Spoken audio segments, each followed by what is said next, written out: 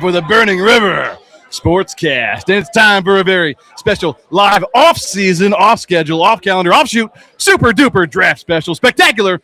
That's right, a very special edition of the Burning River Sportscast. We are live at Nico's Bar and Gyro. The draft is live in Pennsylvania, and we're here to cover every minute of it. And we're so glad you could join us this evening. This is our Super Bowl, or so we've become accustomed. The most important night of the year for Browns fans. It's the only night we can't lose because no matter what happens tonight, the Browns can't lose for another 140 days. That's true. So hope springs eternal with the promise of new, dynamic, young talent ready to spill their blood to refresh the tree of liberty. That was terrible. That didn't land, did it? That was awful. One of the worst I've ever heard. We'll have every moment, live reactions, special guests, giveaways, and much, much more as we've been welcomed in tonight by the friendly staff, our good friends at North Royalton Browns backers and the staff at Nico's. We are ready to go. So let's make some picks and stick with us all night long. We'll break it all down for you next right here on the Burning River Sportscast. Yes, and we are I just throw it out there, the elephant in the room. We're a little bit late tonight. Yeah. We're a little bit late, but technical difficulties getting set up. That's what happens with live shows. So, anything can happen. We're live. I'm just saying that now because we're going to be flying through this first part of the show. So just bear with us. We got a lot to get through before the draft actually starts. So in like 15 minutes. So and I do want to take a moment to let everyone really wasting know a lot of time that we can't be held liable for anything that happens like behind us or around us because we're live. The good news is it's a little dark, so you can't see it back there. These people have free will. So if a booby falls out or someone gives Andrew Barry the middle finger, just roll with it. Yeah. They're not part of our show or yours. In the words of the immortal Miley Cyrus, they're just here to party in the USA. Your jokes are awful tonight. It's time for the actual open of the show. Yeah, let's go. It's my turn. Oh, okay. Yeah. So with that, welcome into our very special live draft edition of the Burning River Sportscast, presented by the fine folks at Tappan Media. I'm Kenny Thunder. My partner over here once ate a whole pizza and then tried to send it back. He is Red Hot Ronnie Jams. If it comes on top, I send it back. I send it back. I don't know. I'm rusty. Like your face, Rusty. Thank you. I don't know. I'm still on vacation mode. The Bone Man is not with us currently, but he is around here somewhere. He gets around. Come here, Bone. He's the big Bone Man. We just wanted to make an appearance. Here. Say hi to the fine folks at home. All right, let me throw these on. Hey, how's everybody doing? There's the Bone Man. There's the Bone Man. Don't mind his adult beverage here. He's getting turnt. He's walking around here. You can have it. I'm an adult. He's drinking, eating gyros or heroes or gyros. I don't know what they call them. However you pronounce it in your native language, it's fine with us. Sure, yeah, no problem. Great bar. Great gyros. I like to say gyro. Yeah, I'm going to go with gyro. Yeah, I'll go with gyro. I prefer that. We'll ask Nico later. He'll tell us. He'll tell us the real way. His name's Nico. He's probably Greek. Yeah. We're already going there. I mean, the xenophobia is stereotypes on 10. and you know, what can you do? Everything comes out on the Burning River Sportscast. Yeah, that's right. Yeah. So anyway, back to Red Hot. I'm out of here. Bone, guess what? I ate a whole pizza and then sent it back. How'd you do that? He tried to send it back. Yeah, I tried to send it back. Couldn't send it back. That's all. Get out of here, Bone. Red Hot. Where can our listeners find the dopest dope they ever heard on a podcast, the number one rated football podcast, and all the good pods, the official podcast of the North Royalton Browns backers and dozens of Cleveland Browns backers around the world, and the unofficial podcast of Cleveland Browns backers everywhere. And the official podcast of some Cleveland Browns backers somewhere. You can find a podcast wherever you get podcasts. We're talking to Apple Podcasts, Spotify, Stitcher, Amazon Music, YouTube Music, Pandora, iHeartRadio, Podcast, Castro, Good Pods, we're a number one ranked football podcast, and so many more. And don't forget to subscribe on YouTube, the only place you can find our video podcast. And check us out on Facebook, Instagram, and TikTok. Our handle for all those socials at Burning River Sportscast. We are on X as well at the handle at Burning River Pod. While you're at it, check out our merch, www.thetapmedia.com/shop. All kinds of stuff in there. Before we get started, shout out to our sponsor, Towpath Distillery. Towpath Distillery, an award-winning craft distillery located in Akron, Ohio. Towpath Distillery focuses on high-quality spirits, carefully made in small batches. Towpath Distillery, handcrafted, award-winning, small batch, local, and family-owned. Small batch. Go get some of that shit. It's delicious. It's delicious. Today on the show, this is what you can look forward to, a recap of all the offseason drama leading up to the draft, including trades, free agency, comments from the Haslams on Watson, stadium updates, and, of course, the state of the Browns. Then we'll focus on the draft. We got draft speculation, our ideal scenarios, live commentary, and the Browns make their selections at 6 and 24. And then that's the end of the show. That's the end of the show. There's going to be so much more. We got lots of guests, lots of things are going to happen. So let's jump right in and get things started by reminding everybody to call the Burning River Sportscast. Yeah, call that shit. Don't forget to call and leave your hot takes on the hot take hotline. If we get some while we're doing this, we might put them on air. Who knows? Yeah, call in. Oh, I got to post the link. Good idea. I'm going to post the link to the live call-ins. But also call the screen. also call the Bernier Sports Guys hot take. You have a thing. Put it on the screen. Oh, you're right. Yeah, 330-227-8081. 330-227-8081. 330-227-8081. It's called the Hot Take Hotline. And with that, we're going to start out with a special guest. Tim, join us. We've got Tim Rudnick from the North Royalton Brownsbackers, president of North Royalton Brownsbackers. Go ahead and take a seat. Have a seat, my friend. Put the headphones on. Talk right here. Make sure you talk into the mic because it's a little loud in here. A little noisy, yeah. Yeah. So, real quick, Tim, I apologize. We lost one of our. This is part of the technical difficulties. We lost one of our headphones and microphones. So I know you have somebody else that you guys are partnering with this year that is here. Yeah, he will be here. Okay, so we'll bring him on later. For now, awesome. What I want you to do, Tim, is I just want you to tell us a little bit about the North Royalton Brownsbackers. Well, first, I appreciate you guys coming out. Oh, absolutely. Thanks for having us. Yeah. Good party, I hope. So far, it's great. Yeah. So NRBB's been here since 2018, 2017, 2018. I don't know. We work really hard. We're a great partner here with Nico, raising funds that stay right here in our community. You'll talk to Empower Sports in a little bit, where we're really focusing our efforts this year. Brownsbackers here has been a real gift. I got real fortunate. I have a great member base and a great partner with Nico. It's a hell of a game day event. So anybody who's out and bored on a Browns day, come out early because it fills up. So that's kind of us. Yeah, and it is crazy. There's Brownsbackers groups everywhere. So this isn't just obviously if you're in the Cleveland area, come check out the North Royalton Brownsbackers. But the Brownsbackers are all over the place. And I'm not talking just the United States. I'm talking the entire world. 13 countries. Absolutely. And how many chapters are we up to now? It's somewhere in the 340 to 350 range. Yeah, that's a lot. It's a lot. It's a lot. I believe it still holds the world record for the biggest organized fan club yes, in the entire professional world. Sports, yes. Just imagine if we were good. Yeah, I imagine that every day of my life. One day, maybe this is the draft. We turn it around. Maybe this is the one. This is the year. Yeah. What exciting! I know you guys. Obviously, there's this event. You have your draft special. Your party going on tonight. What other events do you guys have coming up in the off season and into this coming year? So we always have a golf outing. That's this Sunday after Father's Day this year down in Medina. You can look on our Facebook page or on Nico's webpage for that. That's a great event. We're partnering with Empower Sports this year. They provide athletic and fitness opportunities for people with developmental disabilities. It's going to be a great partnership. And we're working with them not only the first weekend in May on their track and field day. Mm-hmm. We're also the title sponsor with Nico for their flag football program that they provide to the people they work with. Nice. So really excited to be working with them. And the whole member group is getting involved through volunteering and such. It's going to be a good year. It's an exciting new chapter for this chapter. Absolutely. And, probably the last thing is over the last 3 years, we raised about $25,000 that we donated to North Royalton to help them build a new safety town village that it looks like it's going to be finished probably before week one. Nice. So really excited about that too. Nice. Yeah, no, exciting stuff for sure. I mean, I don't know. It sounds to me, are you guys trying to make another run at Chapter of the Year? What's going on? Well, I know you guys have been Chapter of the Year before. Yes, we were in 2019. So up until a month ago, I was on the Worldwide Leadership Council, the PLC. So we weren't eligible because I was on the council. My term was up, so I am no longer on the council, which makes us eligible again. So they're in the running. It could be a thing. I'm not saying that we're like a good luck charm or anything, but I'm pretty not sure saying we have the Midas touch. The last 3 and like 4 of the last 5 been prominently featured on our show. Yeah.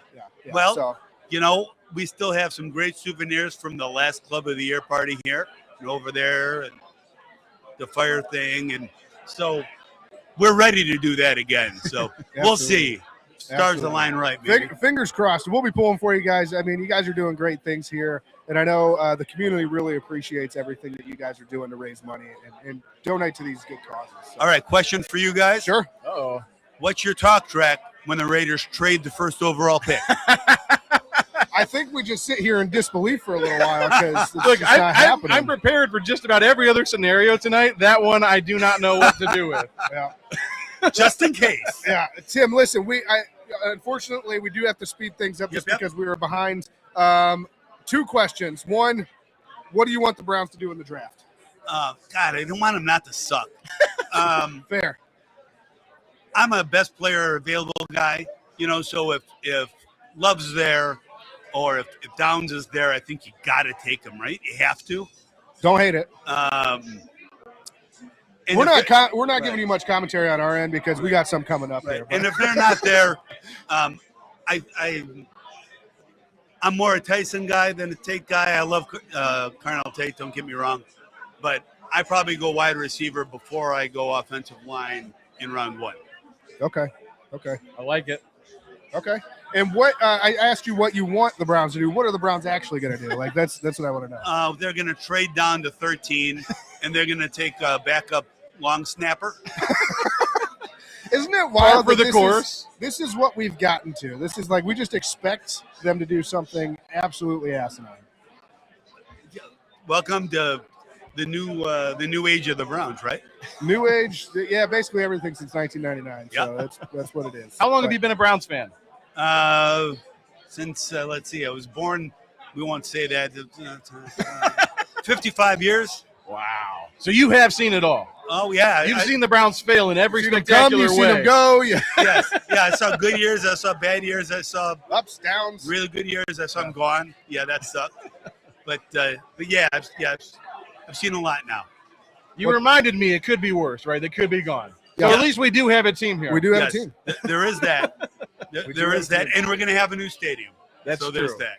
Are you excited about the new stadium? I actually got invited to the groundbreaking next week. Oh, wow. Look at you. Nice. El Presidente. Well, I think what it was is they were out of people, and they needed some bodies, so they started. Tim, don't sell yourself short. You've got connections. They were saying, we need a small Polish guy we can stick in here. So Perfect. There you go. Yeah, we have that in common. I'm also Polish. Not you're way smaller than me, but we won't go there. No. Tim, listen, we really appreciate you being on.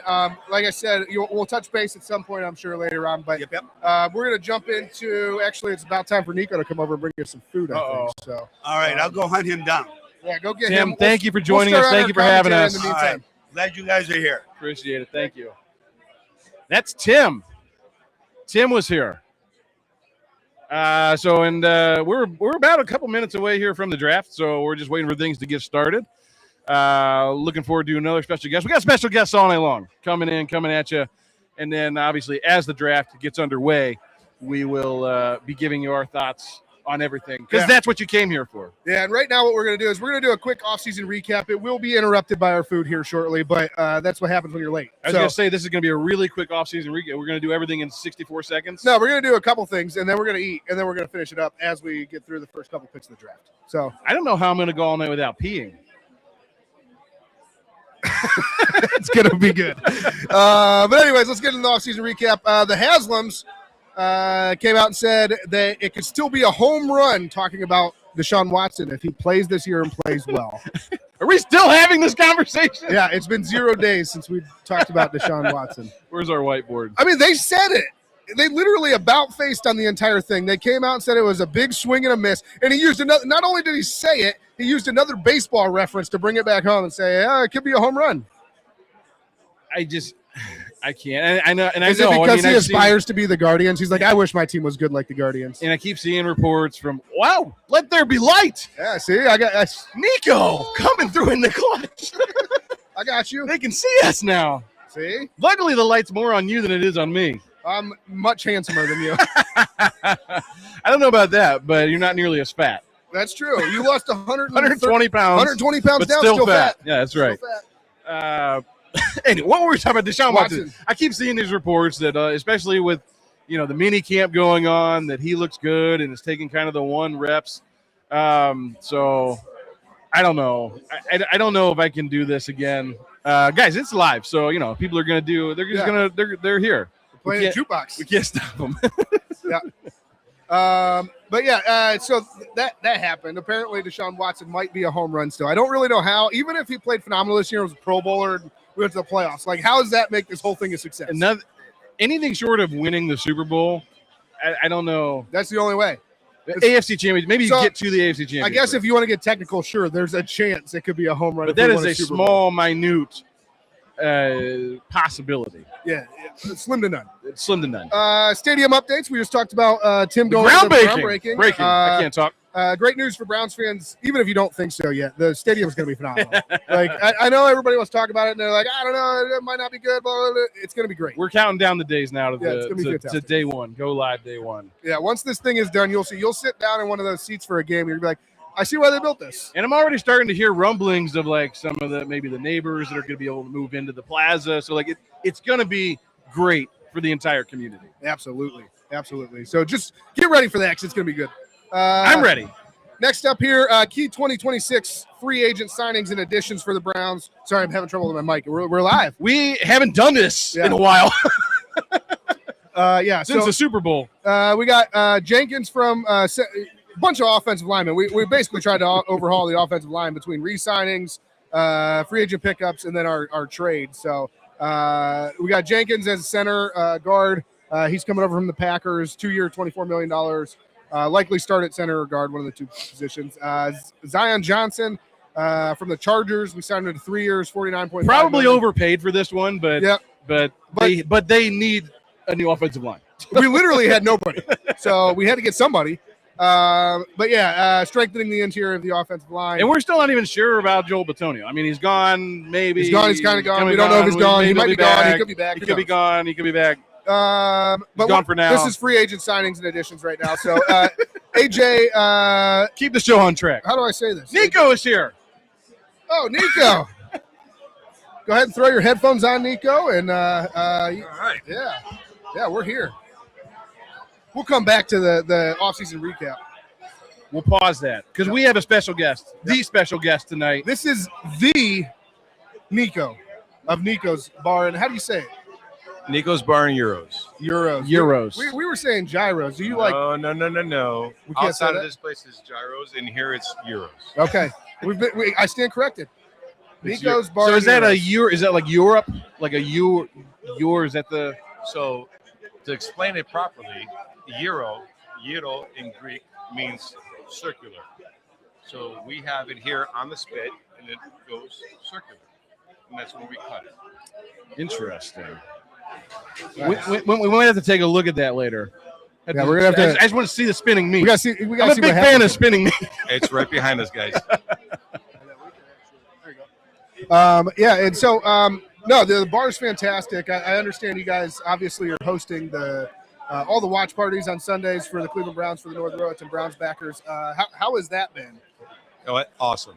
I mean, I couldn't have picked a better president, a better group of people. We do a lot of charity work for the city of North Rowan, and for me, it was very professional. So we picked the right people. Tim is great. He's a great president. He's engaged. Everything we do for the community here in North Rowan and surrounding cities, to be honest with you. Yeah, absolutely. And I know he just gave us a number. He said over the last 3 years, $25,000 for charity. I mean, it makes me so happy. And the biggest thing that I love is the fact that we do these for college. We give $1,000 scholarships to the local North Rowan, and we don't just give them out. I mean, they have to do an essay. And then his group that they have, himself, the president, the vice president, everyone, they analyze everything, and it's a group of good people that take care of these kids. And these kids are awesome, and we love the fact that they go to college, and hopefully one day they can acknowledge us. Absolutely. Yeah, no, and all these Browns backers groups, I mean, the things they're doing are phenomenal. It's just a bunch of Browns fans getting together and watching the Browns and turning that into something good in every single chapter has been phenomenal. Like, I don't know. I mean, really, everybody's just a copycat of them at this point. Is they thought of this? It was the brainchild of Cleveland Browns fans everywhere. So it's just a phenomenal thing that we could claim as our own. Well, we're a very passionate group. Yeah, Very passionate. You got that right. Nico, how long has Nico's Bar and Euro been around here?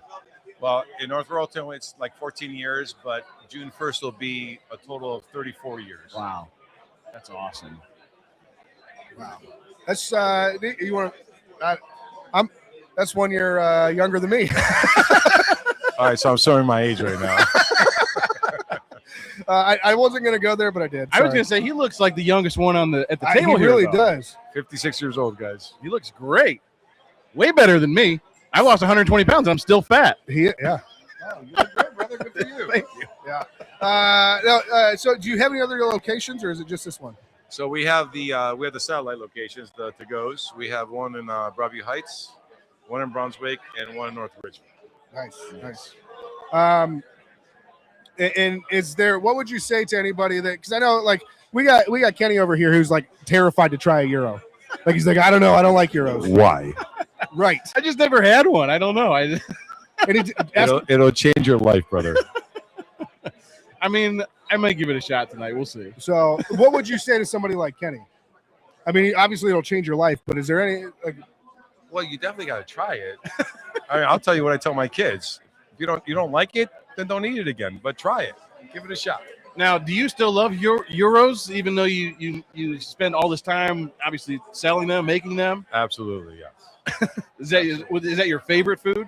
My favorite food? No, I wouldn't say that. But it's in the top. It's in the top 5. Top 5. That's fair.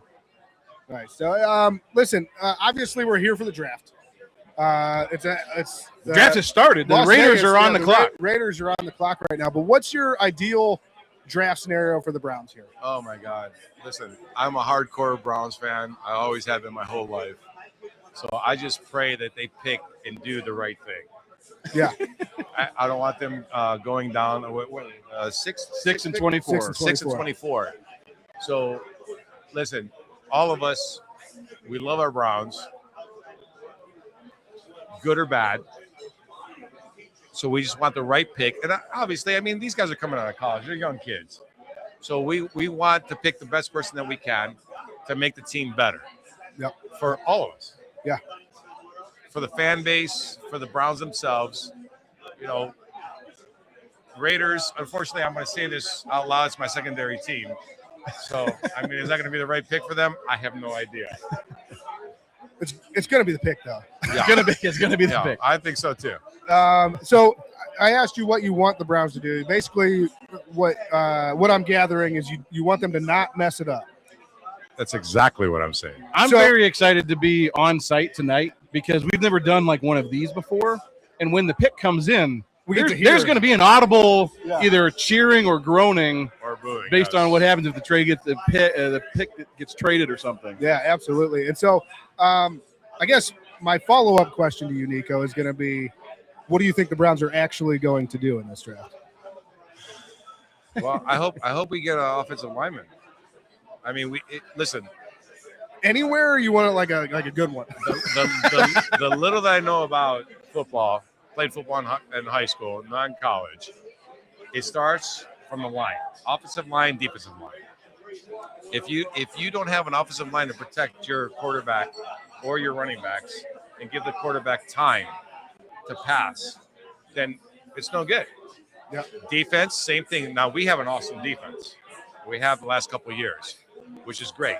We need an offensive line to protect the quarterback and give him time to throw the ball and to set up any scheme that they have when it comes to the running game. Yeah. Well, we know Fernando Mendoza is going to be the quarterback for the Raiders this year, at least some point, probably. Who's your quarterback one for the Browns this year? So I don't know if you guys noticed when you guys walked into this place, I still have a shrine of Baker Mayfield. I do too. Right. It's on the opposite side of our studio. We stare at it every week we record. So I have not taken it down. All right, and the reason why I say that because we need heart. Since Bernie Kosar, we haven't had anyone. So we need someone in the pocket. Cleveland, in my opinion only, it's a blue collar. So you need hardcore, pound it, grind it, open up the offense for the passing game. We're a cold weather team, and we need to go with the basics that we did back in the 80s when I was a kid, and we were in the playoffs. So we need a line. We need an offensive line to take care of the quarterback, establish the running game, and then open up for the passing game to rip it. Absolutely. So you heard it here first. Nico wants the big uglies tonight. That's what he's looking for. Isn't it crazy that, you started this everything you just said there. You started with, you played high school football. You got a little bit of football knowledge. You didn't play college, but doesn't matter the level of football knowledge that you have. Everybody knows you need an offensive line to win games. And you can't ignore it for multiple seasons in a row. It's unbelievable. You just win 5 and 6 games every year. That's what happens. Well, we don't want that anymore in Cleveland. Well, no, I agree. We don't want that in Cleveland. I mean, we want playoffs. We could really get into this, Nico, and I could say that it's probably not happening until AB's gone. But So here's the thing. Here's the thing for me.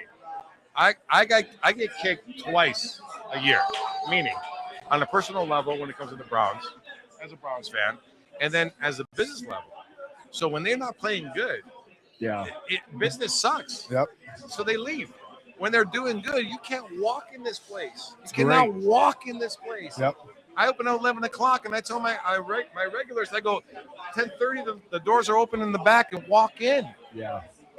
We interview Browns backers on our show every week during the season, and we hear that. It's a consistent theme, right? As the team starts losing, the crowds kind of thin out a little bit, and it's a sad thing. But every time, the conversation always goes back to, can you imagine what it's going to be like in this town when this team is good consistently? Brother, unbelievable. It would be unbelievable.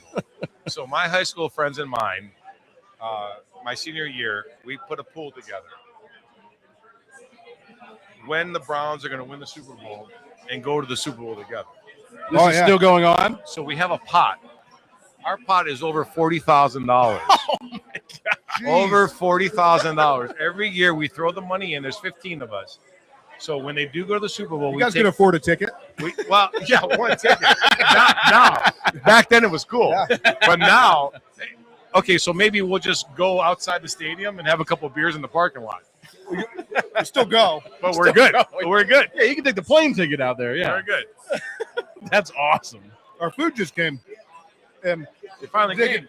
It looks phenomenal. It smells phenomenal, and so far, it is phenomenal. And I wish I could show you a close-up of this, but I can't. We did get the lights on though, so you can see it a little bit.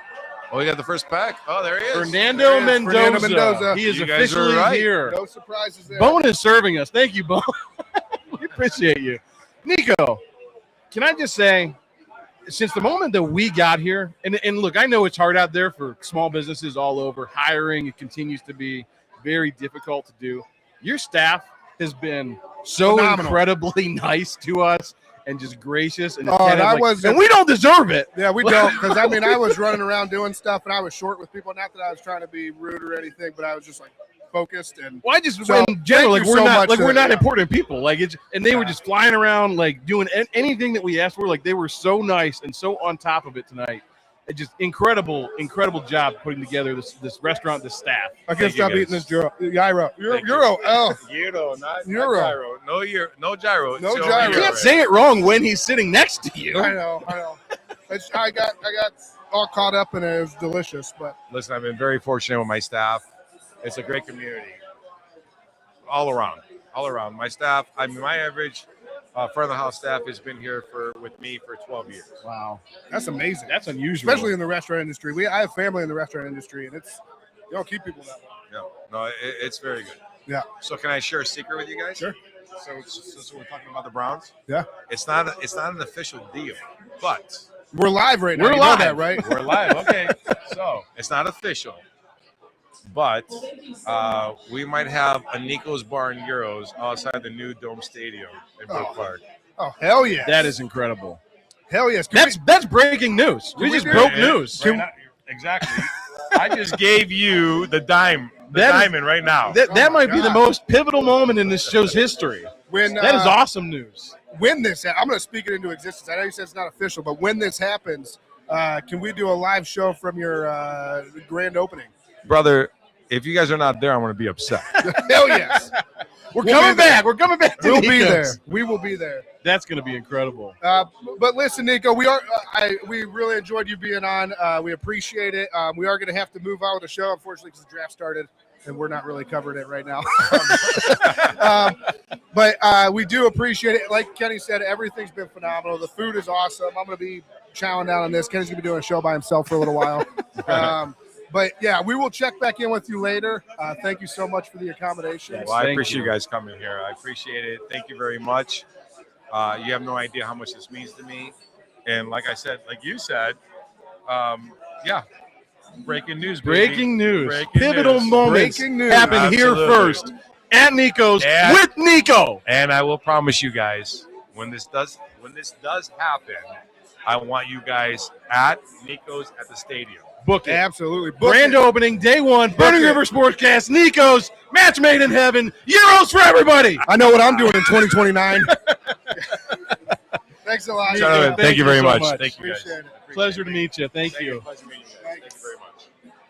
There it is, friends. Nico from Nico's. Breaking news on the show.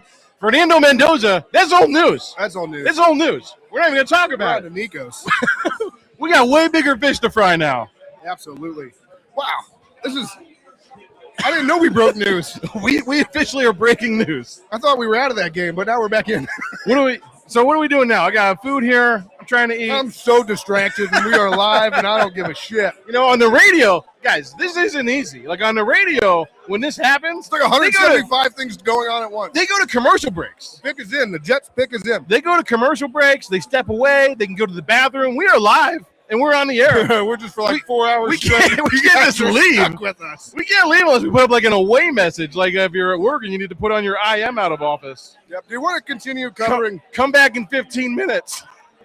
We're going to come back. We're not even an hour into the show, and I'm losing my voice. Yeah, you are. You're an idiot. I'm lightheaded.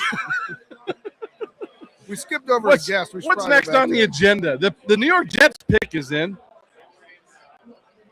Who are they going to pick? Arvell Reese. It's It's got to coming. be Arvell Reese. It's going to happen probably. I kind of want to open Twitter to like see if I can get the early updates. Yeah, you do that. But I'm afraid to have Twitter open in public because it's such Oh, man, this is a Wild West on Twitter. anything Ever goes, since Elon took over Twitter, X. anything is goes insane. out there. Like I can't open that anywhere in public because it's just the wildest thing. I don't even understand the algorithm because No. I'm just like, why would I want to see this? I'm getting Shawn Michaels clips popping up here. Sexy man doing a dance. Yeah. All right. I don't know what we're doing here. We were covering the offseason, so let's just try and speed through that some more. Some more pickups. We got defensive end. Did they actually go through the deal from the Bills? Wasn't that off? Yeah, I don't even know that that's legitimate, is it? I I think take that out of the note. Yeah, I think they called it off. My bad. Quincy Williams from the Jets, 2 years, $13 million. Is he the Joker? Huh? Is he the Joker? I don't know what that means. I think this is the guy that dressed up as the Joker for Halloween. They're calling him the Joker. David Bailey, Oh, Texas Tech. he plays a made-up position. Okay, hang on. This actually is really interesting because they go David Bailey here. I know all the Browns fans, most of the Browns fans are homers for Ohio State guys. I mean, it just is what it is. We're not trying to get around that. You think this is the start of the Arvell Reese drop? I think that this is where we're already starting to get into. There's 3 top guys on defense for Ohio State that are projected as top 10 picks. He's going to slide to the 5th round. No, he's not. Just shut your mouth. We're 2 picks in. There's only 4 picks to the Browns. One of those guys is going to fall to us, and I think we've talked about before. I didn't want to get into draft scenarios just yet because we're all messed up. But We're probably going to have to just start talking draft scenarios. yeah, my idea. Because it's happening right now. It is. We can do the offseason recap some other time. So yeah, I mean, obviously, we're talking for draft scenario. We got I think it's the consensus across the board. Most people want it to go receiver, offensive line, or offensive line receiver, one of the two, right? Positions of need. Positions of need, right. However, you heard Andrew Berry in his press conference. He said, we don't need nothing. He said the draft is for long-term investments, not necessarily guys that you need. It was interesting because he actually qualified that with positions of need are filled in free agency. And we saw them take swings on offensive linemen in free agency. Right. So maybe there won't be any offensive linemen taken early in this draft. And so, and what I was going to say is reading between the lines there, what that tells me is that Andrew Berry, because he did somewhat address the offensive line in free agency, it's not like he has to go and get somebody at the top of the draft right now. Like to me, he probably feels okay rolling with what he's got, getting some guys maybe at 24 or past 24, and then going from there. So I think it opens the door for best player available. And a lot of people aren't going to like that, but I'm talking like a defensive player at the top of the draft. I don't even know if that's Andrew Berry's philosophy, though, because he didn't say best player available. He said long-term, what's best for the team long-term. But what's best for the team long-term is if you have a guy that's just a stud. And the interesting thing about that was the question was directed specifically to him about wide receivers being a position of need. Yeah. To which he basically said, we don't really draft based on need. We draft for long-term investment, which understood. But if you never address the position of need, they just continue to be a position of need. Yeah. I mean, I have a hard time with that. At some point you have to address the team. At some point you have to address the need. Yes. But yeah, so I don't know what this means for the Browns. What I want to say is it opens the door, though. We lost our lights. That's okay. Let's start. It opens the door for us to go best available there and to get one of these defensive guys. So let's just talk about some of the prospects. The obvious guys on the top of the draft. You got offensive tackle Caden Proctor. This is no particular order, so he's not the top guy. I'm starting there. From Alabama. In no order whatsoever. No. Can you imagine DeJuan Jones and Caden Proctor? Just big guys. Caden Proctor is a huge human. DeJuan was ass, though, for us last year. Yes, he was ass. Yes, big ass. he is a big ass. And I guess now if you did go Caden Proctor, you'd have two big asses. So dose. Eventually, if you have enough big asses, then you got an offensive line. You get enough of them, you got a rap video. You got a whole offensive line. Well, that too, yeah. I would not want to see a rap video with offensive linemen out there just twerking. I don't like that. I didn't know we were going there tonight. Neither did I. Offensive tackle Francis. I'm not even going to try and pronounce his last name. Malgoa from Miami. And this is the guy that they just came out this past week and said he's got a herniated disc right now. So, but it doesn't hurt apparently. Asymptomatic herniated disc. I don't even know what that means. How can it be asymptomatic? Even if it is asymptomatic, you got a herniated disc. That's not good. No, you need your back for everything you do. Yep.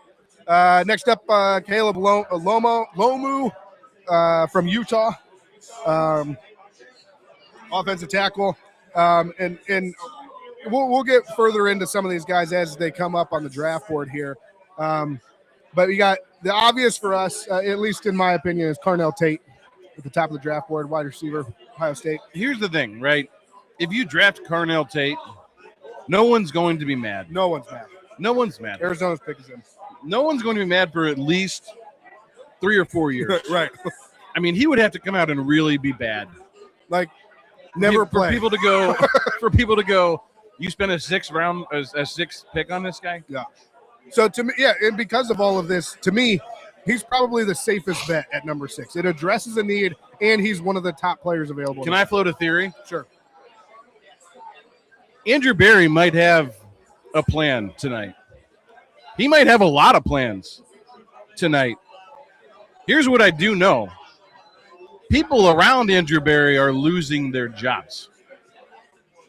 Pretty much everyone. It might not be a bad idea if the strategy turns to, I'm not as worried about whatever my plan was. I need to make a goodwill pick for the fan base to keep people happy, to keep my job. Yeah, I mean, if for no other reason than that. And I'm not saying Carnell Tate's bad. I'm just saying that's a pick that pretty much universally will be Jeremiah Love liked to the Cardinals at 3. That's a big deal. Yep. There was a lot of talk. I mean, Andrew Berry talked extensively about Jeremiah Love during his presser last week. Can't have him now. He either said or came very close to saying that he's a generational talent. Said you can use him in a lot of different ways. He said, I don't like to use that term, but this guy can do pretty much everything. To which he called Travis Hunter a year ago because he played both ways. He called him the Shohei Ohtani, essentially, of football. But I think there was lot of concerned about Andrew Berry's evaluation of talent. There was a lot after that. I mean, I don't know. There was a lot of conversation in recent days, though, about at least there being interest there. So, yeah. But that's probably a good move for the Cardinals. Yep. They've been in no man's land really since Larry Fitzgerald retired. Yeah. Casey Concepcion, Texas A&M, wide receiver. I'm speeding through these so we can get into some more things. Talk about our. We're just going to give you a list of names. Yeah. Ty Simpson, QB from Alabama, which I will stop here though because he's just chomping out on that pizza. There's no plan. Really see it. We lost all our lights. Bone, put that light right here. Yeah. This is live TV, guys, or whatever you call this, podcasting. This is like Bray Wyatt. We got a lantern. It's gonna go behind her helmet. We don't have a lantern anymore. He dropped it. Put it right here. I don't know. Bone gave up. He dropped it. He's embarrassed. He doesn't know what to do. How's that look? He's having a hard time with life. How we doing here? We look like we're at a campfire. That's what we're going for. We are campfiring at Nico's Bar and Euro. It's good TV. It's good podcasting. Ty Simpson, though, I wanted to stop here because Ty Simpson, talking about Andrew Berry's press conference, unsolicited, he brought up Ty Simpson probably 3 times. Like, out of nowhere, he was just like, well, Ty Simpson's a guy we got to know. We really like him. He's a good kid. And they're like, the question was about this over here, and you just answered with Ty Simpson. So, can they draft another quarterback? You drafted 2 quarterbacks last year. Can you draft another one? Not just another one. I think everybody would probably expect or be okay with spending even a 4th, 5th round, 6th round pick. Yep. Can you draft another quarterback in the 1st round or even 2nd round?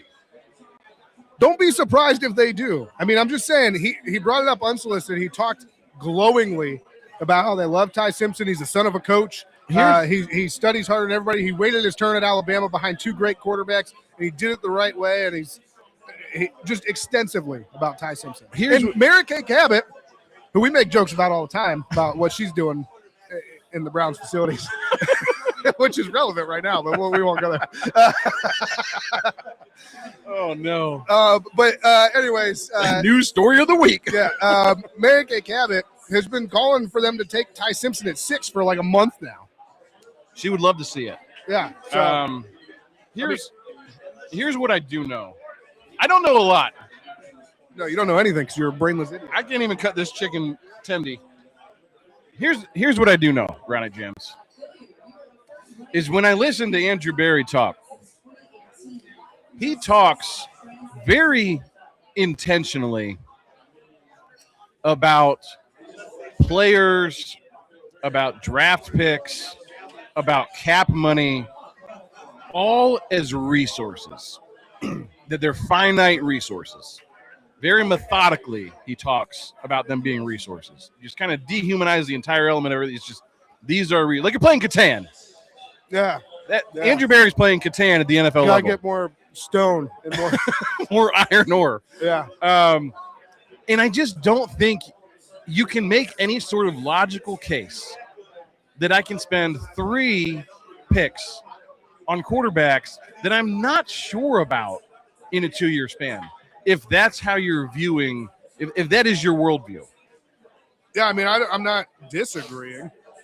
I think you are because you've been telling me for a week straight that they're going to pick Ty Simpson at 24. Yeah, I mean, I'm saying I don't disagree that you can't do that, but what I think is Andrew Berry. It doesn't matter what you think. Well, that's true. Andrew Berry is absolutely desperate at this point. I mean, everybody except for him got let go. And so if you go into this draft and your quarterbacks don't work out and you skipped over a quarterback that could have worked out, I mean, everybody's going to be pointing fingers again. Even though all of us are sitting here saying don't take a quarterback, if you don't take him and he's good, we're all going to be pointing fingers. Is Ty Simpson this year's Jackson Dart? No. I'm not impressed with Ty Simpson, but I think they're taking him at 24. Are you impressed with Jackson Dart? If he's there at 24. I'm not really that impressed with Jackson Dart so far. Well, if Ty Simpson doesn't impress you and Jackson Dart don't impress you, how are they not the same? All right, I guess we were good. You said that with disdain. Like there was a difference, and then you said, yeah, they're basically both the same. I guess I was just talking off the cuff. Like overall, I don't really think that. But he was good for a rookie. Jackson Dart was good for a rookie. Like that's where I'm at with him. I guess I'm just saying, like, there was a lot of conversation, like how could we pass on Jackson Dart? Like a lot of people were high on Jackson Dart last year. Yeah, that he was another guy that the Browns have missed. That's fair. I think that. Oh, Titans pick is in, and Carnell Tate is gone. Off the board. We are definitely going defense with number 6. My. You know what else this opens up, though? So if Carnell Tate is gone and Tyson's not your guy. Has Arvell Reese been drafted? No. I'm just saying, like, we talk about ideal draft scenarios. Those are gone because I was going to say Tate and then a lineman later. You've got at least 2 more great Buckeyes on the board in the first round. Yeah. And we are in the next 2 picks. Yeah, you've got 3. Arvell Reese, Sonny Styles, and Caleb Downs are all there. Well, true.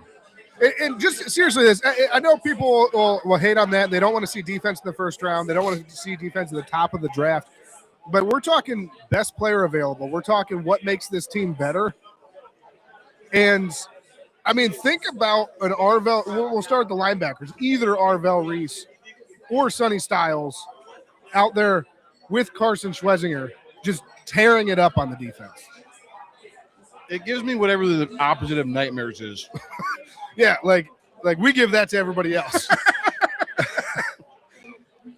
But yeah. Are you having like a wet dream? Is that what's happening? I guess is that the opposite of a nightmare? It has to be. That's bone. But what's the opposite of a nightmare? A good dream. A good dream. I guess we used a different adjective, but it's way less wet. Yeah, way less wet. But no, I just think I think if you pair either of the Ohio State linebackers with Carson Schwesinger, and that defense is going to be nasty. And then you talk about Caleb Downs, and again, you know, Andrew Berry doesn't like to say generational talent, but this dude is, by all accounts, he's going to be the next Ed Reed. And you use any of the great safeties, Troy Polamalu, like any of these guys. You put that guy at the back end of our defense with Carson Schwesinger running around and Myles Garrett on the front end. You got Denzel Ward still back there. You have 3 dynamic playmakers at every level of defense. Yeah, things get nasty. You thought I said that wrong. You have 1 dynamic playmaker at all 3 levels of the defense. If you have 3 at every level, that would be 9 difference makers on your defense. But yeah, you think that the defense was good this past year? I mean, imagine what adding one of those guys could do to it. I can't imagine it because it's not going to happen. It's not going to happen.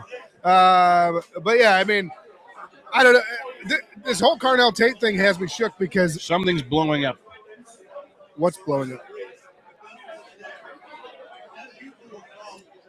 I don't know what's happening. You'll have to come here. Yeah, Bone. We can't hear you. We have headphones on. I was hiding it behind the helmet. Bone is making our campfire brighter. Yeah, this is good. I am shocked right now. I know. Carnell Tate has me kind of shook because they were talking about him falling out of the top 10. Like we could trade back to 12. Yeah, they were saying like 10, 12 would be reasonable. You think they'll take Jordan Tyson? That almost makes me feel really bad because now you didn't get Carnell Tate. And the Titans obviously valued him at 5. Yeah. Yeah. Kenny, now that Carnell Tate is gone, what's your ideal draft scenario from here on out? Oh my gosh. Look, my idea, I mean, we're up against it now, right? So I guess we're not doing a whole lot of analysis here or talking. My ideal draft scenario is you take one of the Buckeyes. Like you don't have to Buckeye. You don't have to overthink this. You know what right? the craziest thing is? We've talked about this. If you did nothing but draft Buckeyes in this draft, if you knew nothing about football and you just drafted Ohio State Buckeyes because you're in Ohio and you've seen them play a lot, you couldn't possibly screw this draft up. At least this first round. No. Like that's it. The show's over. Exclamation point. That's my idea. I mean, literally any one of those three guys provides such a lift. And I know it's not the sexy pick this year to go defense. But tell me which one of those guys makes you worse. Like they don't. No, they don't. They make you way better. And they make you a scary defensive unit, which you already are a really good defensive football team. Yeah. To be fair, we don't really know what Mike Rittenberg, what his defense is going to look like. But if you have those guys on it, it's going to be hard to screw that up too. I'm going to get a guest on, Kenny. I'm going to get our guest on here. So you keep talking. Oh. Give me just like 2 minutes. Round of Jams needs 2 minutes. So anyway, the Giants pick is in. I guess we're not real sure where they're going to go with their pick. Do they make a reach here at 5, or do they go Buckeye and make a safe pick? Ronnie James is eating. If they don't go Buckeye, I mean, somebody has to get fired, right? Is that a fireable offense? What is your ideal draft scenario at this point? Mine right now, I mean, Do you have a favorite Buckeye? Out of the 3, Arvell Reese. I would love to see him. I think that's a hard miss. If you take Arvell, like it's hard to miss taking Arvell Reese. Right. Like, there was a lot of people that had him going 2 or 3.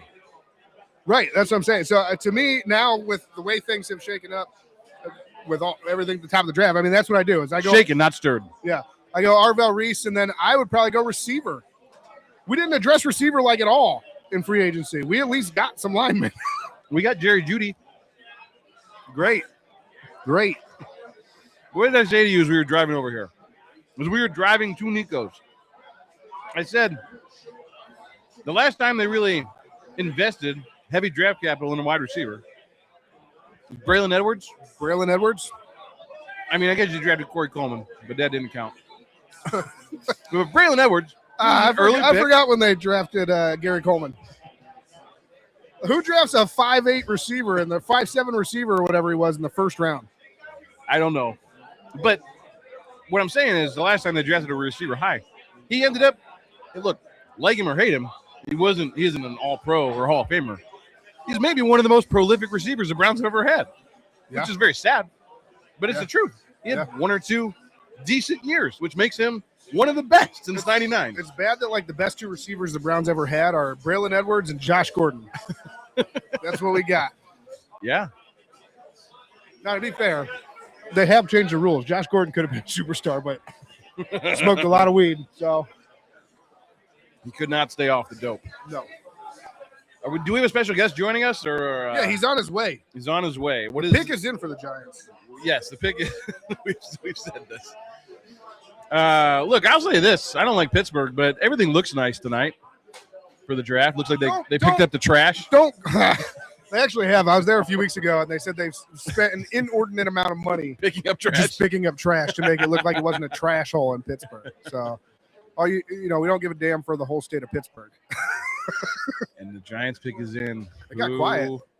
The whole bar is like on pins and needles. We're close now. It's got to be Sunny. No, who is it? Make the pick already. Caleb Downs it is. Do you think? Sorry, we're not saying anything right now, but they're taking a long time, not us. They drafted Taps, a defensive lineman last year, didn't they? I believe so. I don't think they're going to go edge again. You don't think they would? I can't even think of that guy's name. I know everybody was making fun of him because he was kind of a crybaby later in the year. But he was somebody the Browns were. Penn State guy. Yeah, I can't think of his name. I'm a really bad podcaster at this moment. Who do we got? Well, Bones, our guy that gets us our facts, and he's sitting over there. Arvell Reese is gone. They did it. You can't not pick him. Sonny Styles or Caleb Downs. Who you want? You can't not pick Arvell Reese there, right? You have to. Sonny Styles or Caleb Downs. Look, it might be the DB in me talking, and I'm a long way away from being a DB, but I was at one point. You were at one point. You were a DB. I got to go Downs. I'm going down. It's going Downs. Hey, special guest is here. He is. Yep. Oh, my goodness. It's Big John Hughes. Big John Hughes is on the show. What's going on, guys? How we doing? Good. How are you? We apologize. You can't see us. It's like we're in a campfire, but it's still dark. It's live at Nico's. Yeah. Oh, nice, man. John, you look good. I miss you, my friend. Appreciate it. Hey, miss you guys, man. How's everything been? We've been good. Listen, is that a new hairstyle courtesy of King Culture? Yeah, it's a new hairstyle, man. I actually had it the first time I saw you guys on the cruise. It looks spectacular. It does. It looks phenomenal. A little bit, man. Yeah. No, we traded. And we knew that was going to happen. We traded with Kansas City, so we're down to, what does that take us to, 10, 11? 10 or 11? John, you know if the Kansas City was picking 10 or 11? John's frozen. Am I frozen? No, you're back. good. You're back. You're good. It's live. Just roll with it. Yep. 974 and 148. 974 and 148. All right, so there's our first reaction. John, how do you feel about the Browns trading down? I mean, it just adds more picks to the table, man. I think that just helps us out in the long run, man. If we can have a solid draft like we did last year, man, and just build on what we're doing, man, I think we're going to be good. Yeah, I'm so sick of the Browns trading down. Like, it happens every year. The funny thing is in his press conference, Andrew Berry was like, he made the comment. They taunted him like 3 times with that. Yep, and he made the comment. He was like, I like how everybody last year assumed we were going to stay at 2, and this year everybody assumes we're going to trade down. And then he went and traded down. Do you think Carnell Tate was their guy at 6, and because he's off the board, they made the trade? I don't know, man. I mean, I think that's obviously what everybody in the mock drafts were saying, right? To know if that was Cleveland's move, I think it's definitely a receiver. In my opinion, just off the moves that we did in the offseason so far with O-line, I think those are our 2 biggest spots between O-line and the receiver room. So I think that's the next one. So either O-line or receiver. Yeah, I think that's what ends up happening. I think we have to go O-line next, right? So yeah. I mean, right now, is there an O lineman that's top 10, a 9? Is one of these guys a top 10?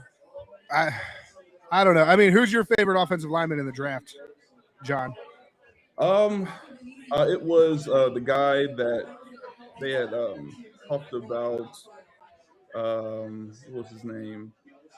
The guy from Miami. You don't. The herniated disc thing doesn't concern you. I mean, I've seen guys, work have those kind of injuries and work through them. But it is a concern. But I mean, he's the best guy on the board at offensive tackle.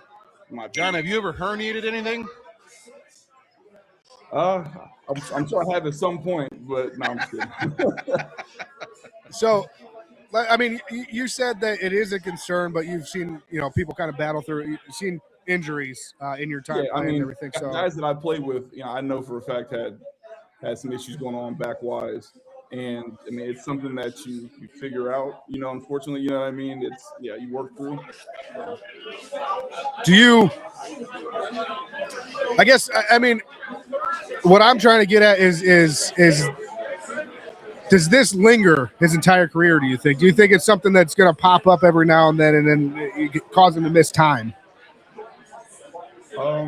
I think it's always a possibility, but I don't. I mean, I'm not 100% sure. I don't know, but it could.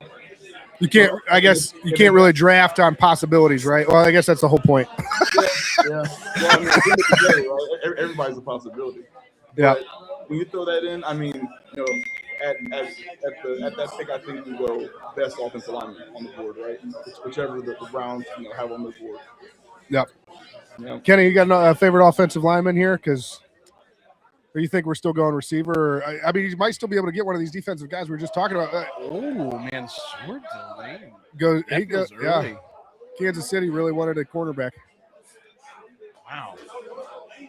That look, I'm not saying. I mean, he's a good player. But again, feels reachy. Again, I mean, I know, John. You know where we live. You know what's going on. You live even closer to it than we do. There's a couple Buckeyes that are still out there on the board right now. I mean, do you think maybe they moved to 9 thinking they can still get one of those guys? Yeah, do you think that's part of the strategy here? It possibly could be, man. I mean, there's definitely a couple Buckeyes left on the board. Okay. Definitely. Between Caleb Downs and Sonny Styles, who do you like? Ooh, I like Sonny Styles, man. Just his overall size and athletic ability together. It reminds me of a Miles, but kind of a more lean, like we're talking about that outside linebacker kind of deal, right? I think. Yeah. I mean, he's almost a hybrid safety. Yeah. Play all over. We're playing that 4-4 at the combine, that for sure. And then you partner him with Carson Schwetzinger, and it's just tearing defenses up all over the place. So, or tearing offense, tearing offense on defense, whatever. But yeah, I mean, I'm so off my game right now because ever since Carnell Tate, I just don't even know what to say. It did throw a wrench in everything, man. Right? It did. John, do we over sensationalize the draft? I mean, it's exciting because it's the first football in since the Super Bowl. It's the first kind of like TV event. But like you were drafted. Like you've been through this process. Does it matter? Does it matter at all? Like once you get into that locker room, like everybody's got an NFL contract. You're all there trying to win. Does any of this matter? Well, so for the drafted guys, I feel like there's kind of levels to it. You know what I mean? But as far as the playing field, like everybody's kind of starting from scratch, right? But kind of like the overall kind of what are you talking about? Just what the potential is. Like they're looking at those first picks a little bit different. But I think overall, as fans watching, I think I look at it a lot different now, especially after I got drafted. But even different after I got done playing and I watched the draft and kind of watched the process leading up to the draft. It's analysts and fans' jobs to create the scenarios, right? But at the end of the day, out of all the stuff that we talk about, the different places, the different teams have their own kind of mindset of what they're going to do, right? So everything we're talking about now is speculation, right? So anything can happen. So who knows that this wasn't part of the plan from the beginning? Yeah.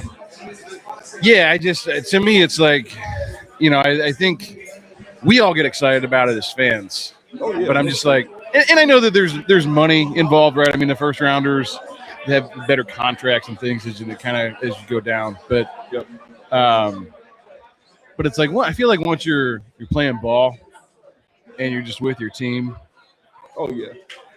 It's kind of like how you gel to the team. So, guys gel different to the team, right? And it might be different for the higher picks compared to the lower picks, right? It's just all about kind of who you are at that point, right? So the picks, pretty much what you're saying, right? The picks go out the window once you get on the field. Yeah. And we find good players all over the draft, that's for sure. Yeah, most definitely. So, again, John, you've been through this. Obviously, you were a third-round pick, but you've been through this entire process. Can you kind of walk us through that? Can you tell us, like, what it's like to be a draft prospect? Like, everything. I'm talking just start to finish. Yep. Last college football game. Yep. Go into all your off-season stuff, the combine, everything else leading up to this.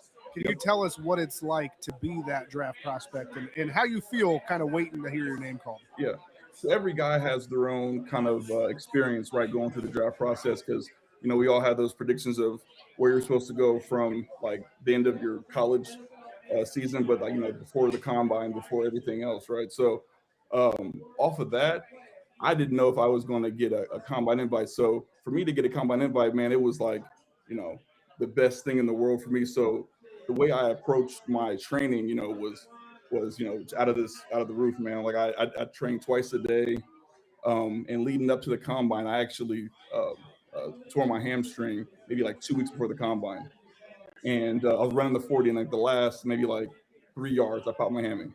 So I tried to look at it glass half full, and still went to the combine, but I did everything I could do outside of the workouts, and I actually gave myself an advantage, in the interviews, because when you go to the combine, it's a whole 3-day process, and you barely sleep, but you're expected to perform at your absolute best, right, on all aspects, between the testing you do, physical, your actual like written tests that you do, waking up and being like on your level of being on your game for interviews with GMs and head coaches, right? So that process is, what it is, 3 days in Indy, right? And then after that, man, it's just kind of playing the waiting game, continuing to work out the same. And then at that point, you start going on different, depending on the guy you are, who you are, depending on when you're supposed to get drafted. But for the most part, the top mid-round guys, for the most part, they get flown out to different places, to different teams, and you'll do like kind of interviews with different teams that are potentially going to take you, right? So for me, I went to Cleveland, I went to Pittsburgh, and my last stop was New Orleans. And they were all cool visits, man. I had a great time. It's really nice, like actually being able to like go in and meet the players. Again, coming from college, it's a little bit different, right? Like you get to see all these players for the first time, so it's pretty cool. And for me, I was a big Will Smith, the head of Ohio State. I was a big Will Smith fan, and I got to sit in the movie with him and like study and so after that, man, you're kind of just family with draft day, man. So for me, I was to go like late 6th round, 7th round, free agent pick. And the day of the draft, I got a call from the Bears saying they're looking at me in the 3rd round. Then New Orleans just said the same thing. They're like, if you're available with that first pick, we want to take you at 89 in the 3rd round. And this was during the whole bounty thing. So Coach Payton must have already lost their 1st round, their 2-round pick. So their first pick was in the 3rd round with 89 pick. So I ended up going to Cleveland 87, and ended up picking exactly at 89. So yeah, that's my draft story. There it is. Yeah, it's crazy because hearing it from you, it's like it makes it more human. We see these guys, and it's almost like they're superheroes to everybody. They're these all-star college players that come out and they get drafted. And it's like the dreams come true. And the funny thing is, a lot of the guys in the draft don't pan out, but like that's the end of the story for a lot of people. And it's just interesting to hear how you came up through it, and you had a human element to it. And we got to see you all the way through your career because you were here in Cleveland. And then obviously now we've become friends with you afterwards. So it's just neat to see the journey kind of start to finish and hear from somebody that's been through it. And while John was on his journey, Sonny Styles was picked. Yep. By the Washington Commanders. Was he? I was into it, man. I didn't see it. Dang. Okay. Another Buckeye off the board. Yep. So basically, there's one Buckeye left on the top of the draft board, and then we're into the tackles, like you were saying, and then Jordan Tyson. That's pretty much who we got to choose from. That's pretty impressive just from the Ohio State program this year. I mean, if you have four players go in the top 10 picks, I mean, you're doing something right. That's not bad. They also have a DB that's supposed to go right around like 25. Well, I think they've got a lot of guys that are going to get drafted this weekend. But, Sonny's top 10 pick. I mean, that's 40% of the top 10. You got Lorenzo Styles, Sonny Styles' brother, that ran a 4.240. So yeah, that guy's real fast. That were some good genes. Right. John, speaking of just over sensationalizing the draft, are a lot of the measurables that come out from the combine and just pre-draft, is that overrated? I mean, how much is there difference from like game speed to like just guys that are just fast? Like, yeah. I think it matters to a certain extent, but I think you got to take the measurables like with a grain of salt, right? because some guys have different game speed and like the way they play and the way they move on the field doesn't really translate or compare with how they're kind of their measurables to how we measure people look. You know, I've seen guys that measured small hands, right, but he had the best pass rush that you've seen. So I mean, it's like at the end of the day, I mean, you can look at the measurables like just to kind of base yourself, but you got to watch how guys play and really understand like what you're looking at. Yeah, I just think we get so caught up sometimes in these numbers, and it's like, 41-inch vertical, 43-inch vertical, dude. If you can jump 40 inches, like it didn't like 40. The difference between 41, 42, 43. You're just an impressive human. and then at the same time, right? It's like, how does that 40-inch vertical translate on the field, right? Yeah. Like, are you actually using your different measurables to your advantage out there? Yeah. Well, and I think like especially when you think about wide receivers, right? It's like, okay, you can jump high. Well, the most recent are example, you physical and can you go up and get the ball? Like because that also matters. The most recent example of specifically what you were talking about with speed translating is Anthony Schwartz. He's the worst receiver I've ever seen in my life. Well, I think every year we see these. John's like, come on, man. Every year our views are not the views of John Hughes. Every year we see these guys that run a 4.2 and a 4.3, and we all get just taken aback by their speed. Mm-hmm. That's impressive. But how many of those 4.2 guys end up being NFL greats, all-time greats? Like, I think it's just some of the big names in the last couple of years, like John Ross. It's like, look, like I'm not saying not making it to the NFL and playing for a couple of years isn't an accomplishment. It is. It's a huge accomplishment. You're in the top 0.0001% of athletes in the world at your craft. Like, you're really good. It's incredible. Right. But like, he's also not a Hall of Famer. So what did that 4.25 or whatever he ran, like, what did that do for you at the end of the day?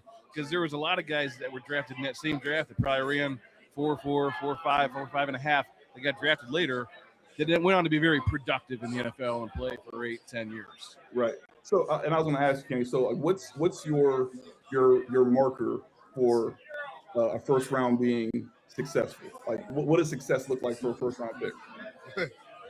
So subjective. I mean, as far as like amount of years played, or like what does that look like success wise? Like, I think it varies by.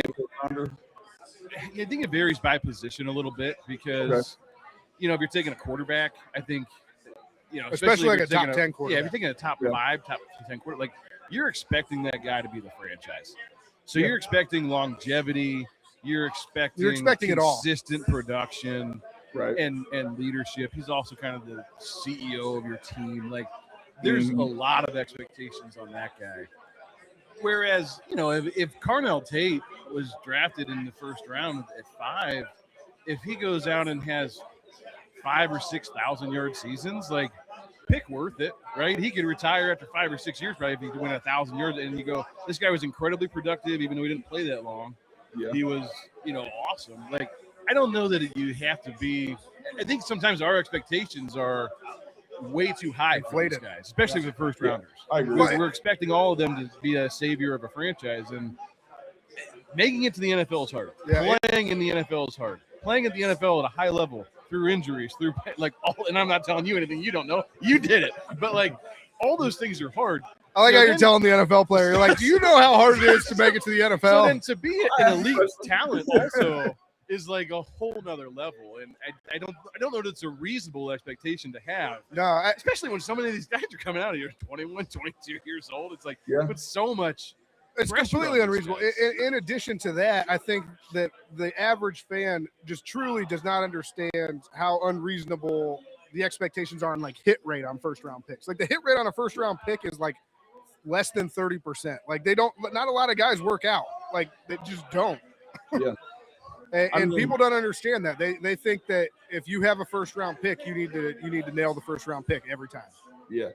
I mean, and that's just like you said, it's impossible to get it right every time, right? Some teams, some GMs or whatever have better percentages than others, But it is the chance. Andrew Berry had one good draft. Yeah, about to have another one. I hope so. Another one. See? I love the optimism. This is why we John. bring John Hughes on. He gives love us the so much optimism. optimism. New year. Jordan Tyson just went to the Saints at number 8, so the Browns are officially on the clock again. Yep. And Caleb Downs. And is still you're out there? basically at this point now, both the top receivers are gone. So you're sitting at, you're either taking Caleb Downs or you're taking one of the offensive linemen. Yeah, I agree. Who would you take, John? Whew, man, I think I'm going to go with the corner from Ohio State, Downs. Just because, I mean, you can't teach speed, man, and the way he plays on the field, man, he's solid. And I feel like with an O line, I mean, you could still go. Is it Maluga from Miami? He hasn't been picked up yet, so I mean, I think it's between those two guys, in my opinion. Yeah, and I just feel like at this point you can't pass up Downs because You pass him up twice. right, like you can't. This is a guy that was legitimately when draft process all started. After the college football season ended, on a lot of people's boards, he was the number one guy. He was the guy. And he's fallen a little bit since then, just because some of the other guys' stock has risen. And I know everybody knew Fernando Mendoza was going first. That's not what I'm saying. I'm saying as just a pure draft prospect, he was number one. Right. And I know I've seen him anywhere between 1 and like 5. So you're getting a top 5 player at 9 right now. That's like, Andrew Berry preaches value. He talks about it all the time.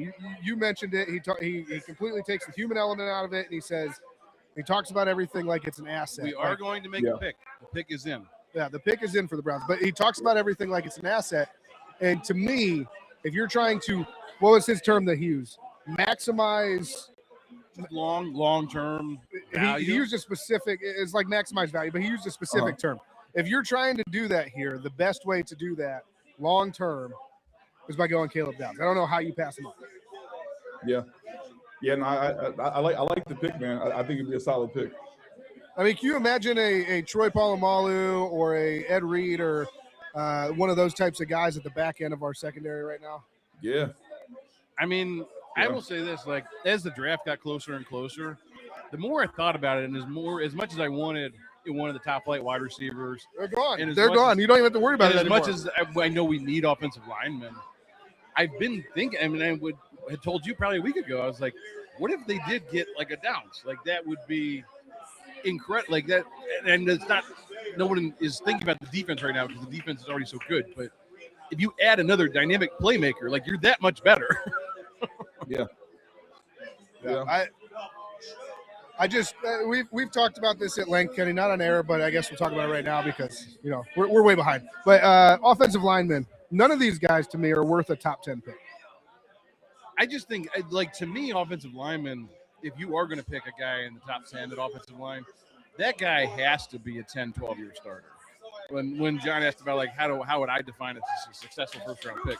Yeah. Because you need longevity out of that pick, right? You're expending. You're telling me Jedrick Wills wasn't it? Jed Wills probably was not it. No.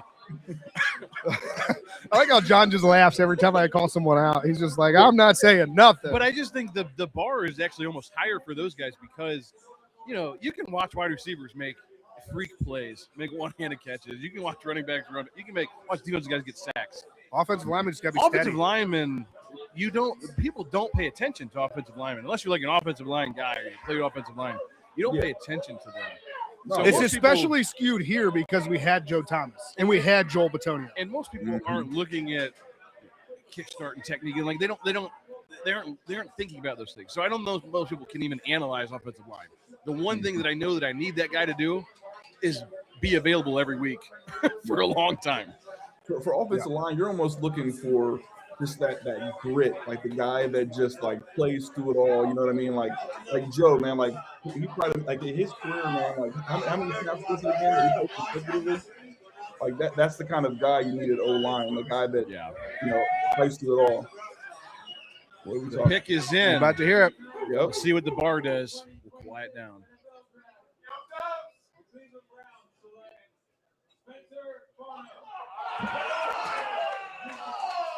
Win tackle. Mixed reaction at best here in the bar. No, not mixed. We're hearing the booze come out. It didn't sound too mixed over there, guys. It's not too mixed. It's a safe pick. It's a safe pick. We're gonna bring Bone in here Bone, you want to to talk with us? Talk draft picking. Yeah, I can talk for a little bit. What up, Bone? Bone, say hi to John. He said what John up, on? Bone. He said what up, Bone. Hey, John, how's it going, man? Good, man. How we doing? Yeah, not too bad. Okay. How do you feel about the pick, Bone? I thought this was gonna happen. I wanted Tate, or I wanted Jordan, the other receiver out of Arizona State. Yeah. But that didn't happen. So I figured we were getting the whatever offensive lineman they wanted. They picked the best that they thought was the best. So I just can't believe they left Caleb Downs on the board twice. yeah, that would have been exciting to just stack our defense even that much more. Yeah. What was the trade for again? 974 and 130 or something. 74. Okay. 70. Yeah. It wasn't one that made a 138. lot of sense. Yeah. No, it didn't. Oh my God! Is Spencer Fano a Samoan? I think so. I just saw like the Hawaiian shirts and stuff. I don't know. I would guess that's a pretty safe bet. Spencer Fano. No, so like here's the deal. Spencer Fano, he tested really well. Athletic blocker. He can play every position, but this is what scares me is we didn't take probably the best offensive lineman necessarily. We took the guy that has versatility. This is one of those things like we talked about just a minute ago, Kenny, like a value pick. To me, like they didn't necessarily pick the best guy available. They picked the guy that they think that he can help us along the way in multiple areas. And to me, that's not good.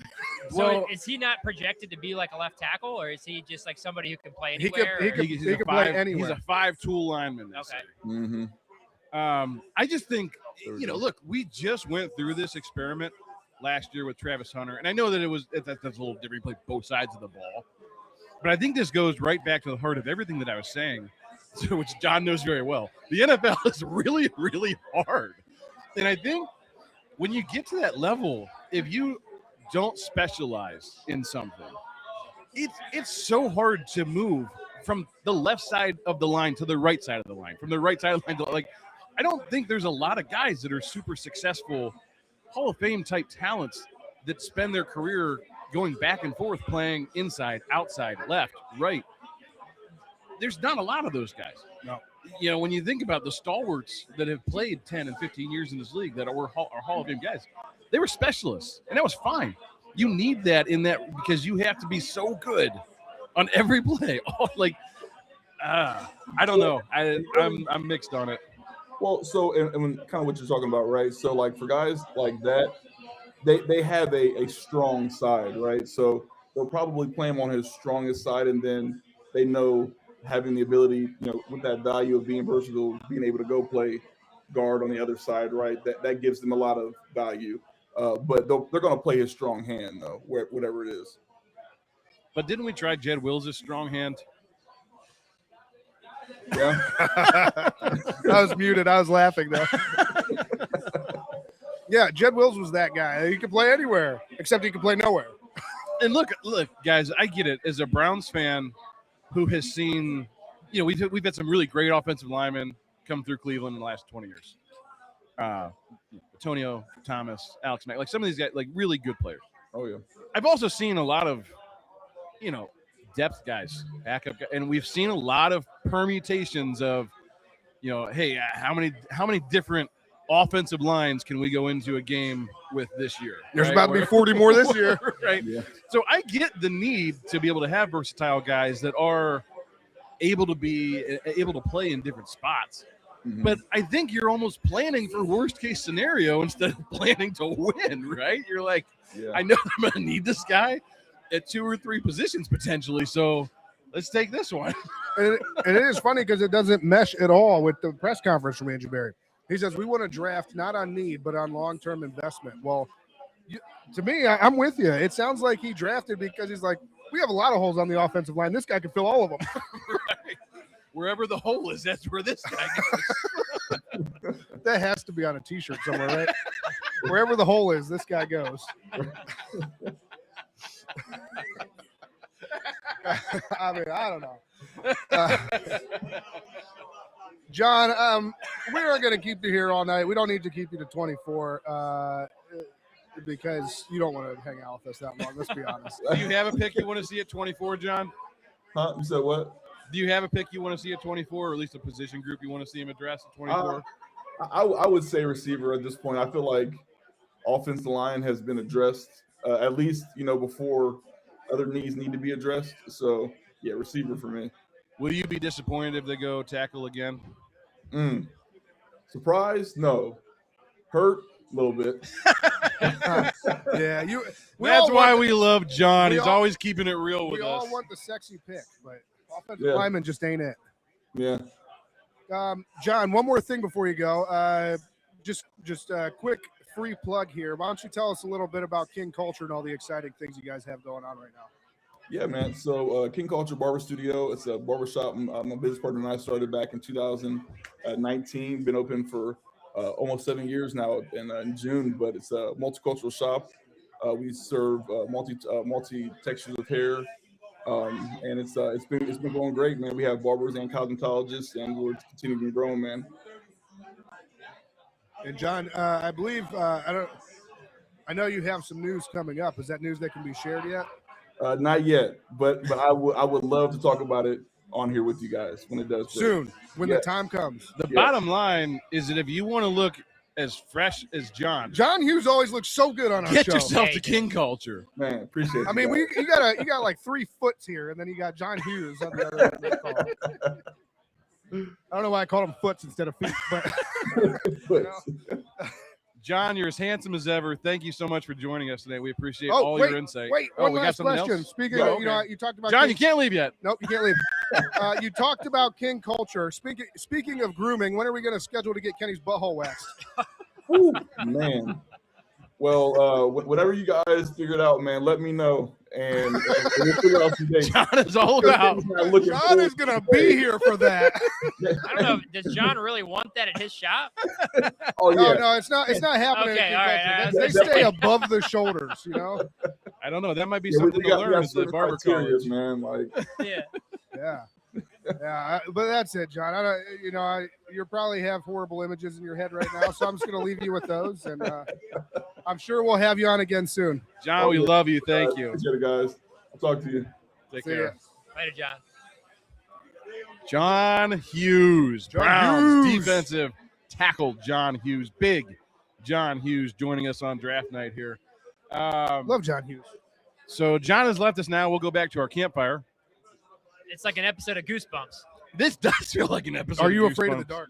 Yeah, are you afraid of the dark? Except for the food is much better. Creep Much show. better. I can't stop eating it. Although I wonder if they have like a s'more dessert, because that would go great with our campfire. I actually ate a piece of your pizza behind You the son of a camera. That was great. Yeah, I didn't They got ask. I the- just ate it. That's fine. What a dick. It's got the cup and char pepperonis. I didn't even know that. It was really good. Yeah. Bone, It was really good. I got to say this. Bone is maybe the best friend that anyone could ever have. Kenny is definitely not you. But I wasn't even in the running. no, absolutely not. Bone's one of the best friends you could ever have. But then every once in a while, he does shit like this. He's like, I'm going to eat your piece of pizza. You know what? I ordered a whole pizza. Yeah, there's a lot of pizza over there figured still. people would have a slice. Wait, that whole pizza's yours and we're not eating it? Yeah, Me you and want Bone are eating it. You son of a bitch. I this should all have brought goes- you a slice. I take back what I said about you, Bone, and this all goes back to Kenny being the worst friend ever. You know what? I felt weird like giving you a slice of Kenny Thunder's See, pizza. good friend again. But I was like, can't give away I'll eat it his personally, pizza. but I'm just not going to be giving it away. I'll eat it personally, but I'm not giving it away. That's fair. I understand. Oh man. Bone, we're gonna have you back on in just a minute. Sure. Can you go fetch our other guest? Absolutely. I think he's behind me. Yeah. I think he is too. All right. Go ahead and grab him. All right. I'll go grab Don't him. actually grab him. Grab him by the throat. Oh man, I am. Caleb so Downs there it goes. is off Caleb Downs the to board the Cowboys. to the Cowboys. Wow. Wow. In case anyone's wondering, at number 10, offensive tackle from Miami. So I don't think we even talked about that, but Caleb Downs at number 11. Who even did the Giants have? So the Giants had 2 picks in the 5 and 10, I think. 5 and 10. Wow, that's a good draft for them. You address the offensive line, get Jackson Dart some help. Yeah, that's what you do. You add Arvell Reese, who's just going to be a game wrecker. The Giants are quietly here to play. Quietly, the Giants are over the last 2 drafts. They're making it happen. And you know what? Just speaking of the draft, I'm not a big Notre Dame guy, right? I hate Notre Dame very clearly. But one of my least favorite people in the entire world likes Notre Dame. you know who I'm talking about. We don't gotta go there.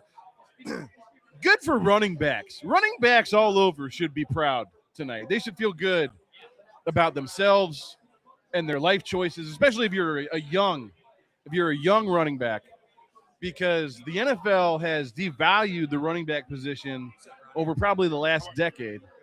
And for back-to-back years now, high running back draft picks. Yeah. I think that's great. Good for the running backs tonight. Sorry, we got another guest in here, Kenny. I'm coming back to that. Because the last draft, the last running back we took high was Trent Richardson. He's ass. Well, I'm not talking about him. Well, that's fine. No, we got another guest here. Yep, let's try and talk in the microphone. All the noise behind us is getting us. Yep. No, it's all right. Zach didn't prep me at all, but here we are. He's the worst sound man we've ever had. He's the only sound man we've ever had. He's the best sound man. Look at this. He's an awesome guy. Yeah. He's a good He is an awesome guy. No, so Ground Tips, who do we have sitting here? Do you want to introduce our guest? This is my first I'm time Spencer meeting him. Fano. I'm the first round. We've got the Browns' first-round draft pick, Spencer Fano, joining us here at Nico's. He actually chose to celebrate the draft here at Nico's. We've broken so much news tonight. Yeah. No. Why don't you go ahead? I'm Diana Rossini's husband. Oh no! Oh, no! We're breaking so much news. Will you be filing for divorce? Yeah, guys. I wouldn't do it. do it. I'd Why? keep her. Stay there. Yeah, it's cheaper to Even though the firstborn is not yours. named after Michael Vrabel himself. Michael Andrew Vrabel. Shout out to Mike Vrabel though, Cleveland guy, right? He counts. Yeah. Walsh, that counts. Yep. Yeah. It's wild. But no, here. Before we go any further, I feel like she's more valuable now. Probably. Because of the Mike Vrabel What am I thing. here to talk about? I don't even remember anymore. I don't even know who you are. We haven't even introduced ourselves yet. Yeah. Go. We're getting off track. Hey, so this Nico, is what's up? Ronnie. This is He's introducing us on our podcast. I'm Tom. This is Tom. Tell us who you're with, Tom. I was invited by my friend from the Browns backers, Tim, with Empower Sports. Okay. Nice. Sports programs for individuals with disabilities, year-round activities all over Northeast Ohio. Browns backers and Nico's Bar and Grill, one of our generous sponsors. They subsidize everything that we do. So grateful to be here with a couple of our donors to watch the Browns do their inevitable trade back. We did get a lineman. I'm pleased with that. But happy You left Caleb Downs on the table, though. We did. And I best player available. I actually thought they'd go Downs there. Am I allowed to talk about the draft? Because I'm very interested in the draft. Yeah, of the Browns. that's what we're here Talk for. about. Yeah, here. Let's do this. Let's do this, Tom. Let's do it. Tell us about Empower Sports, everything that you guys have going on. Let's get that out of the way. Let's do that, and then we'll talk draft. All right, perfect. What do you got for us, Nico? Real quick. You just coming to say hey? We knew it was going to happen. How do you feel about him? We do That's need true. an offensive lineman. That's true. Was that the one you would have taken? But we got one. We got one. There you go. Nico's checking in with us. He said we got an offensive lineman. It wouldn't have been who he chose. All right, so the pick is in. Do we want to wait till after the pick is? Let's announce the pick and then We'll announce it. Miami Dolphins here at 12. So, Caden Proctor. I saw his mouth move. There's the guy. Caden Proctor is off the board. That's somebody everybody thought we might be able to get at 24. So. That's a big human.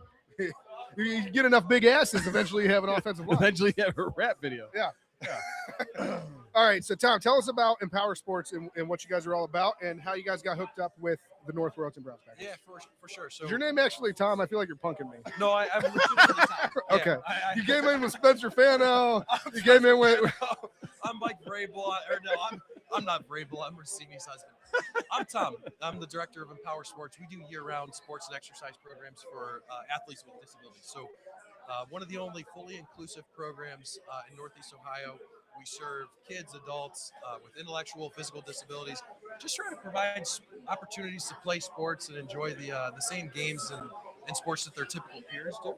Make friends, develop self-esteem, communication skills, and just have an opportunity to be the star of the show. So we make those opportunities accessible, and we integrate typically developing peers to help foster relationships between diverse groups of people. So just bringing all of the benefits and great things about team sports to people with disabilities. And how did you get hooked up with North Royalton and Nico's? Bro, I don't know. Good question. Tim Rudnick just called me out of the blue, and he said, "Hey, I'm Tim, and I'm with the Browns backers, and we want to support you guys." And I said, "Hell yeah, man! I love the Browns, and I love support for Empower Sports." So, no, Tim saw a video that we had on with the Cleveland Guardians. We did an event at Progressive Field last year. Tim saw that while watching the game, and Tim had a brother with disabilities and said, "Hey, this is something that's important to me, and I'd love to link up with you and try to do something, bring the Browns backers, get us behind you, volunteer with the program, meet some of the kids, sponsor what you're doing." So those are the calls are fewer and far between, but just Tim, what an awesome guy, just reached out of the blue, and we met here for a beer or two, talked about what we're all about, and he threw his weight behind us. So super grateful for Tim and Nico, of course. Yeah, absolutely. That's awesome. Yeah, I was involved in the Special Olympics quite a bit. We coached like the swimming teams and things back when I was in college. Just very special programs. I mean, those are all it's in the awesome. name. So we appreciate all the work you do. Yeah, no, thank you so much, and thanks for your time supporting the kids and the families that we love. Oh, my pleasure. Back in college, where'd you go to school? So I was at Kent State at the time. Okay. And so Can't read Kent State journey from there, but I was at Kent State while we were involved in the program. Yeah, good for you, man. Good for you. Yeah, he got into college. It's hard to believe. And now I'm here at Nico's. You're here at Nico's. You're telling us, how do we feel about pick number 9? Do you like it? I mean, do you want me to be honest? Yeah. I haven't given like a raw reaction. I'm just kind of like, I guess I kind of did because I groaned when it happened, but I do not like that pick at all. Not that it's anything particular against Spencer Fano. I know he was one of the top offensive tackles, if not the top offensive tackle for some people in the draft, but he just doesn't score touchdowns. He does not score touchdowns. Yeah, that's a big deal. But even still, like he's a not, deal breaker. I don't know. Like I would have rather taken Caleb Downs first of all because he was available. Best player available. And honestly, like you get to that point and you don't want to go with Caleb Downs. I know this is probably unpopular. I might have traded back again. Here's because what I'll say. To me, like all those linemen, they're kind of interchangeable. Like the top 4 linemen in this draft are kind of interchangeable. So if you draft down to like somewhere between now, where we're at 13 right now, and like 17, and you accumulate more draft picks, like you're going to get one of those linemen anyways. Here's what I'll say though is, and I know it just happened, but I think this trade is actually aging well already, or the trade in the pick. Because if you look now at 9, 10, and 12, Run on tackles. offensive tackles. And there was a lot of conversation leading up to the draft that maybe you could get that tackle at 24. Maybe you could trade back deeper into the draft and acquire picks Now for they next year. got their guy. And what we've seen now is that other teams valued all these guys high. Yeah. We had said, Proctor coming was- into the draft, like we weren't sure any of these guys were top 10 guys. Well, now 3 NFL programs that said, hey, all 3 of these guys, we believe in them, at least up through 12. Yeah. Yeah, no, so I guess to answer your question, though, I don't really like it. I probably would have done something different. But to be honest, like at that point, a trade down almost doesn't make sense. You already traded down once. So Now, like, how much more what are else are you gonna going to do? get? Right, yeah. I'm no Mel Kiper. I'm no Todd McShay.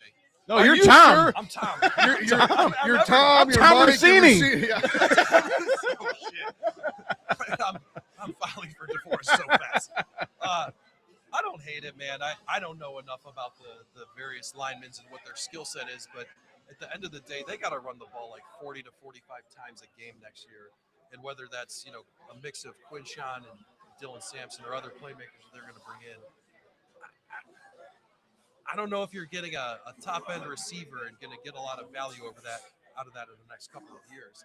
And I don't know, maybe at 24 you go Lemon, get a slot guy, but they got to be able to. We got a couple of listeners that are. If we get Lemon, he's going to be so excited.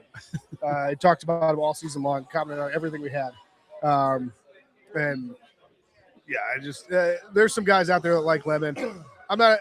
Lemon to me though it gets a little dicey because he's small. He's that small, quick guy that the Browns seem to draft every single year. I think this pick feels in real time worse than it is because Caleb Downs going after that feels really bad because Caleb Downs is a game wrecker. He's a guy that instantly makes an impact and a difference on this defense. As good as they are, this guy can play with that crew. So that hurts, but I think that's what it is. It is a position of need, and we've been all over Andrew Berry about not trying to outsmart everybody else and play the long game and whatever, invest in long-term futures of the team that's playing the stock market to just pick positions of need, and that's what he did here. And this is a safe one, right? Just like last year, Mason Graham, safe pick. So like this draft right now does not get Andrew Berry fired, at least not next year. True. Yeah, I mean, I guess it's still good. He could completely wreck the rest of the draft, but but as of now, he's not. As of now, he's not getting fired. I don't know. I think you hit the nail on the head. I think it's simply that Caleb Downs with the very next pick. Most Browns fans are homers for Ohio State. We don't try and hide that. We know it. I wasn't even a homer about it, though. All I said was, and clearly, again, the 4 players in the top 10. Like, the Ohio State players were really good this year. I'm just saying it heightens, like, that whole feeling of, like, oh, you had Caleb Downs there, and we went with. Yeah, he's the best player available, sitting right there for you. But, yeah, I don't hate it. You got to be able to protect your quarterback, whoever that is. Now, for the next 6 months, we can talk about Deshaun Watson or Shedeur Sanders. Oh, God. Who do you like? Here we go. Who do you like? Dylan Gabriel. I like Tom, get out! I like You're fired. Tom Mersini. It's gotta be Deshaun Watson. I hate to say that. You're not a Shedeur fan? I'm not I don't know. It sounds like you're a hater. It sounds like you're a hater. You hate Shedeur. This guy hates Shedeur. He's so polarizing. It's got to be you love him or hate him. I think he did some nice things last year. You can't sit on the fence, Tom. I think he's okay. I think he's a good backup level quarterback. I could be wrong. Shedeur, if you're out there, man, prove me wrong. I mean, I love everything that you're doing. I think he's carried himself extremely well. The spotlight's always on him. He's a really mature kid. And he played well in spots last year. I don't care who plays quarterback next year. Just hand the ball to Quinshon Judkins and don't throw it to the other team. And let's keep things interesting. Ty Simpson. It won't be Ty Simpson. Wow. Ty Simpson gone at 13 to the Rams. I mean, they had to sooner or later. Matthew Stafford's coming apart. That actually is probably going to work out for you. I mean, sit for a year or two. Who had Ty Simpson going top 50 a year ago, right? Like, who had Ty Simpson on their card to say this guy's borderline top 10 pick? Seriously though, Ty Simpson is probably in the best situation you could possibly imagine for a quarterback coming out of it. Under McVay, sit around for a year or two, learn from Stafford. That's a great spot for him. Yeah. I wasn't real high on Ty Simpson for the Browns, but going to the Rams, I foresee him being pretty successful. That's a pick that makes sense, right? Like they can play in the same offense. Yep. Not that they're identical players, but like they can play. They do a lot of the same things. style of game. Dan Orlovsky's fired up somewhere. Oh Best man, quarterback in the draft in by his nude tan pants. But good for this kid that he didn't get drafted here or New York. We would have wrecked him. I'm just glad that he went because now I don't got to have the conversation for the rest we of the took next him 2 at 24. hours about 24. In the second round or at 24. Tom, were you a big fan of the Tom Green Show? This is the Tom Green Show. This is my favorite Rich Joe. Bone, you know the song. Tom Green had a good run there. He had a couple of movies, Road Trip. Yeah. Freddie got fingered. Yeah. I don't know if we can even say that one. I can see through wooden doors. Worked at the cheese factory. He was married to like Drew Barrymore, right? Yeah. For a minute. Yeah. He did some weird shit on his show. But I'm the backwards man. I can see backwards fast as you can. It's kind of amazing that he kind of fell out of. Tom knows. He was a cultural Where did phenomenon. this come from? It's kind of. I'm sitting next to Tom Rossini Green. Tom Rossini Green. I'm just a Tom Rossini, Vrabel Green. Yeah. I'm a shifter up here. He's also Spencer Fano. I'm also Spencer. We are having a campfire here, so there's a lot of shapeshifters running around. Yeah, what do we got going on here? Yeah, So Bray Wyatt. I'll get off the pod before I'm kind of a loose cannon. I can jump off before I say something weird. But anything else you guys want to know about a power sport or my draft pick or anything? Who do you want at 24? I mean, what are receivers are available? Lemon. Maybe Denzel Boston. That's the guy? Big guy. Yeah, I like that. Or Omar Cooper, maybe. That's not Omar. That's someone from Alabama. Omar Cooper, I think, would be a good pickup. David Boston, is that his name? David, yeah. David Boston. Was David Boston the Ohio State receiver? Like Yeah. 2 decades Yes. ago? I keep getting You're the names aging mixed yourself, up. I and know. me. I'm not. I'm only. Well, I don't know. It's Denzel Boston. Denzel. That's David what I Boston. said. Trust in Tom Green Rossini. This is the Tom Green Show. It is my favorite show. We're gonna get My copyright, mom is cease on and a desist. boost. Yeah. Yeah, that was my guy. Tom Green was hilarious, man. I have a question for you, Tom, Yeah. before you leave the pod. Where can people go find more information about Empower Sports and how can they get Nico's. involved and Roll help? through. Come through. Find us at Nico's. No, thank you for that question. Visit our website, empowersports.org. You can find more information on the Get Involved page. You can sign up to volunteer. You can figure out how to sign up for our golf outing. We just want more people to surround the kids and families we serve. So we'd love for anyone that's listening right now. Check out our website. We're on social media, on Instagram, Facebook. What is it called now? Twitter, X, whatever that is, whatever Elon Musk is doing. We're on it. Have you been on there? We LinkedIn. just talked about this a little while ago. You been on X lately? I don't have an X, no. Good call. I don't smart. have It's wild. Yeah. It's just the wild, wild west. It's now. like they've taken all precautions like completely off of just- that thing. It's just you go on there and you don't know what you're gonna see. Doge just stripped them too. He's like, well, I'm at it. I'm gonna fire half my staff here. Yep. Find us. Find us on social media. Come to the website. Call me on my cell phone. I don't care, but we want to surround. We'll post your cell phone here. Yeah, no, please. That'd be great. That'd be great. I'm getting weird texts and calls. Like When is the golf outing?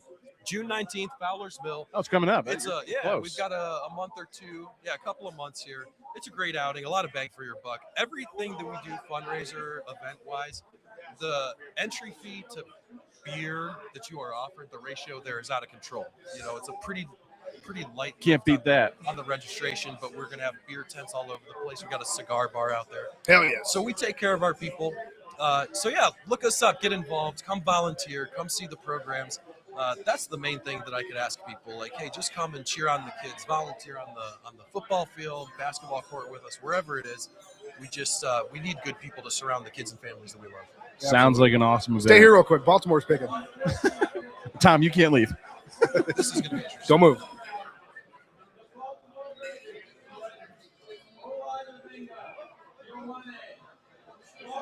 Never heard of her. Who is Guard. Who is that guy? Tom, Guard, do you have Penn your own? State. Do you have your own podcast, Guard Tom? from Penn State. Do you want one? No, I keep me off the airwaves as much as possible. I don't know. Loose cannon. I've said at least 3 things today that I'm ashamed of. It's okay. It was just live. It's gonna keep It was just live live, tonight, yeah. right? Yeah. So no big deal. Oh, Angry Bobby's here. So hang on, stay here. I actually want to introduce you to Angry Bobby. Tom is not allowed to leave the show. Angry This Bobby. is the Tom No, Rossini Show. Listen, I'm making business deals right here. I'm going to hook him up with the Browns backers in North Jersey. Is Empower all Is it over? local or is it everywhere? We are Northeast Ohio, but we are ready to launch. This guy's from New Jersey. Yeah, you're going. Tom, we're doing business in New Jersey I'm gonna tonight. show you this. This is for real. Someone needs to email me to What's up, Angry Bobby? You got to go somewhere quieter, man. I can hear you now. Can you hear me? Yes. Angry Bobby, the North Jersey Browns backers, how are you? Browns backers of North Jersey. Browns backers are here. Listen, Angry Bobby, you can't tell me that anymore because you sent me a hat that says North Jersey Browns backers. All right. What's going on, boys? Not much. So, real quick, so that we can let Tom Green leave, we have to introduce you to Tom here. Tom is with Empower Sports, and we just you guys are gonna hook up. You guys are gonna do some stuff together. You guys are gonna hook up and do stuff together. I don't know what Turn your camera sideways, Bob. Is Ocean County? Is this guy in Ocean County? We're in Morris County. Okay, I got an email today. Turn it the other way, Bobby. Keep going.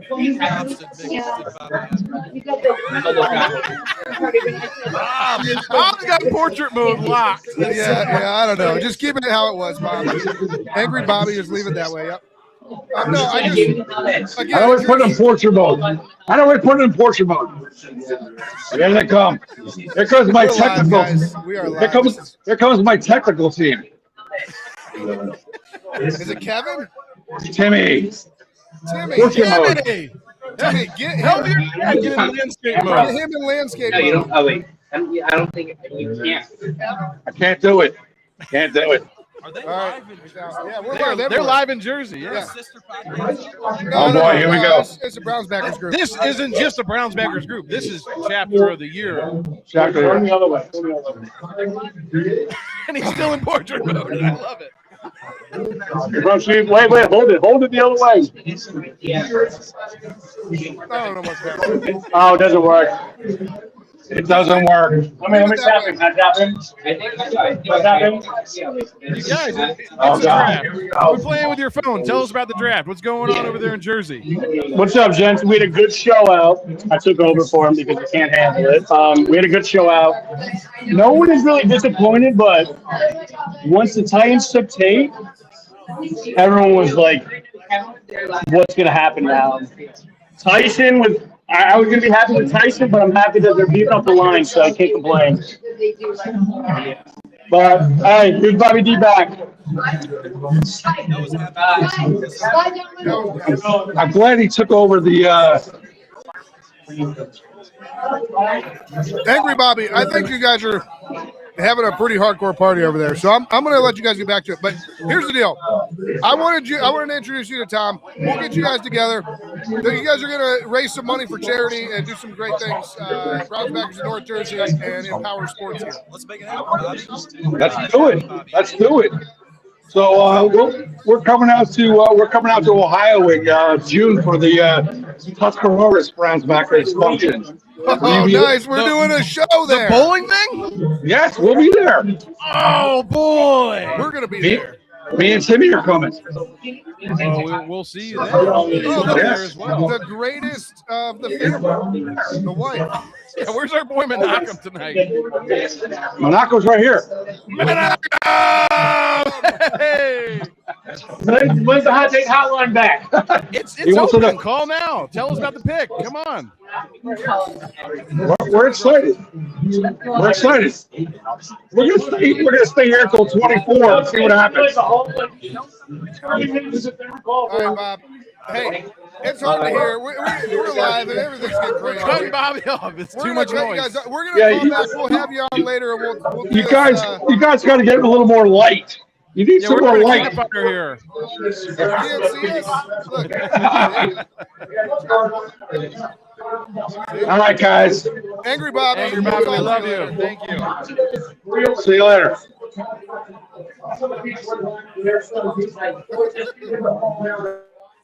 Before I go, guys, just wanted to say thanks for having me on. Appreciate you guys. Yeah, sorry, that went long, guys. I like that guy. Tom, thank you so much for joining us. We're going to be responsible for Empower Sports going nationwide. Let's do it, man. We're going to launch chapters everywhere. That's the vision. That's the long-term vision. We're going to get ourselves fortified in Cleveland first, but then definitely would love to see more operations, across the country. So. Elon Musk launches rockets. Burning River Sportscast launches Empowers. Let's go, baby. Yeah. Let's do it. Hell yeah. So, Tom, thank you again so much. We appreciate it. Go enjoy the rest of the draft. Oh, I love it, guys. Thank you. Yeah. All right. All right. Where are we at in this draft? The Buccaneers pick is in. It got wiggity here for a while. Man, things were getting a little out of control. I just let it happen. What's the worst again? I like that they brought Tom Green a beer. They were like, "Oh, you're on the show now." You want something?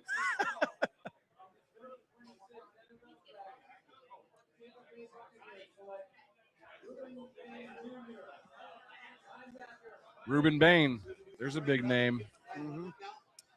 Ruben Bain caught a lot of felt like energy, momentum this week in Brown circles. Bone serving me. I think we thought he might have went a little earlier, but good player. That's a good pick for Tampa. It's hard for him to go earlier when there's a run on tackles.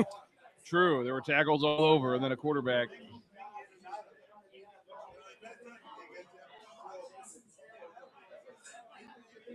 You know what I like about the draft so far? What do you like about the draft so far? We could say this pretty much every year, but we've once again proven the draft is completely unpredictable. You can't predict it. Like, honestly, Tate went at what was it, 4? And it threw everything off. Nobody knew what to do. No, he went at 4 because 5 was Arvell Reese to the Giants. You're right. He went at 4. So he went at 4, and nobody knew what to do from then on. That's true. The Jets pick is in. I like that the draft is picking up steam now. Yeah, Feels like we're getting picks in quick. Yeah. Because the sooner it's over, the sooner I can go to bed. I'm pretty tired. To steal a line from Bone. I'm pretty tired. It's time to go to bed. I'm pretty tired. And the faster these picks go, the faster we are to seeing who the Browns pick at 24. Listen, I just want to tell everybody at home, if you could see our outline for this show. We covered none of it? None of it. It was planned out to the minute. Live shows are difficult. Well, it didn't help that we started almost an hour late. Yeah, and that was not a Nico's problem. That was a Bring River Sportscast technical problem, trying to get everything hooked up.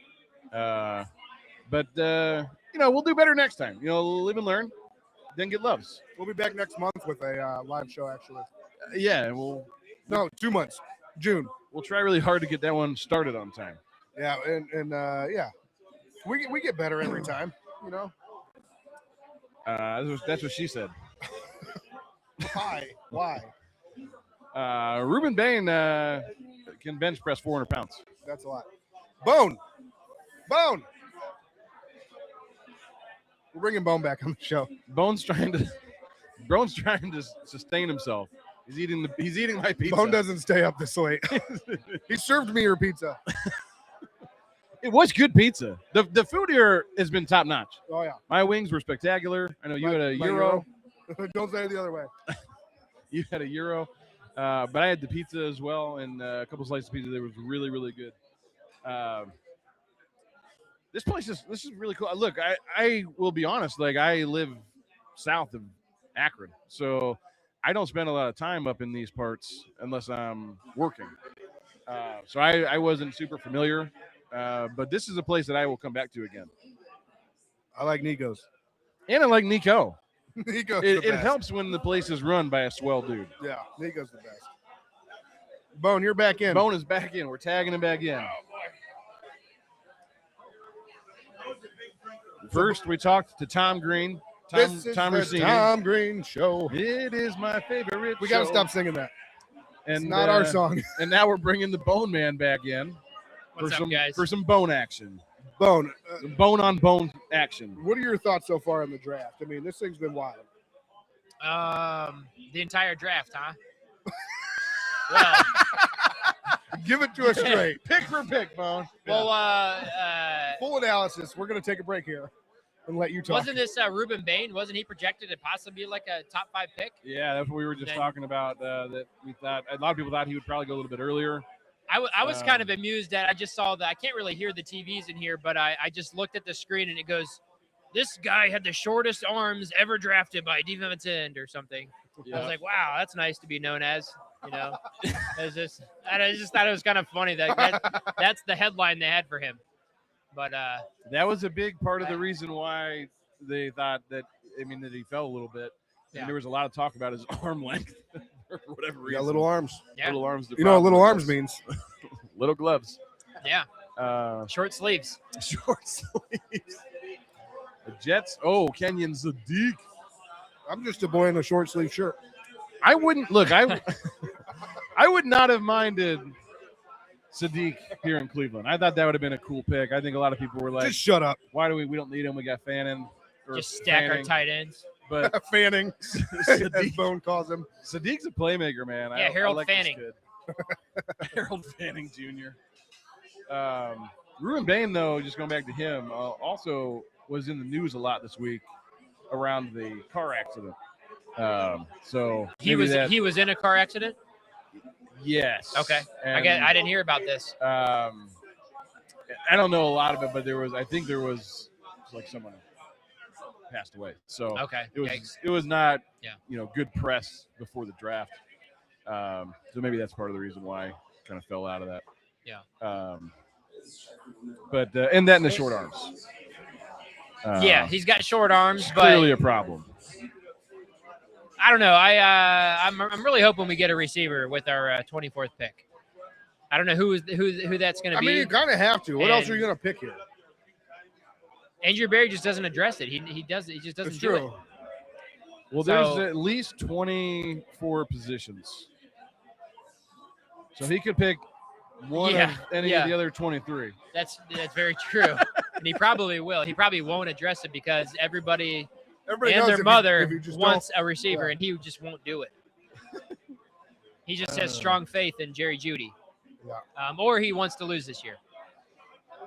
I don't think he wants to lose this year because I have to imagine if they have another really poor season that he's probably on the line.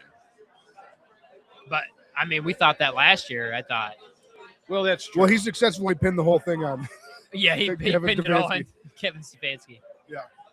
True. So let's talk receivers. I mean, who's left out here that's like first round worthy? You've got Mekhi Lemon, Denzel Boston, Omar Cooper out in Indiana, Casey Concepcion. The two was a lot of talk on him during the week. Yep. Body size, like the two first guys you said, Lemon and Boston, those are two bigger size receivers. No, Lemon's right? small. Lemon's listed at 5'11". Okay. Boston is 6'4". Okay. Boston's a big body, 6'4", 212. And Omar Cooper is another guy that's on the shorter side, 6 foot, right around 200 pounds. So, and then Casey Concepcion is another. He's kind of the same size, 6 foot, 196. Yeah. I'd go Denzel Boston. I thought Concepcion was smaller than that. I don't know if he's just because he's fast. He plays like a small guy. 5'11", 198. I have him at 6'1", 196, but 6 in one hand and half a dozen in the other. Yeah. Yeah. That's what she said. I guess I to be honest, like before the draft weeks ago, and I said, okay, they go interchangeably offensive line and then wide receiver or wide receiver offensive line. I believe I thought that I would be happy. So I guess if that's the case, then right now, not really, because we haven't got the receiver yet. But if I'm going back to my past self, you're like, I can't really be upset about this. Yeah, I wouldn't be, but we still haven't picked that, 24th pick. So yeah. So of the receivers, though, I mean, do you have a favorite bone? A favorite bone? Do you have a favorite bone? I want a bigger guy, so I would say Boston. He's more of a familiar name. Yeah, he's the biggest. I haven't one honestly looked at a lot of the receivers besides the top, five guys or whatever it's been. So I would lean towards Boston at this point. Yeah, 6'4", 212. We just haven't had a lot of those guys. What was his 40 time? Yeah. I was actually just looking for that because he did not run a 40 at the combine. His top metric at the combine was a 6.82 second 3 cone drill. I know that doesn't mean much to anybody, but what that translates to is he's very shifty. He's got a ton of agility. So especially for a taller receiver like that, it's rare to find a tall guy like that can move that way. So you couple that, his height, his size, his physicality with the fact that he's shifty as well, and I can see this guy getting open fairly easily.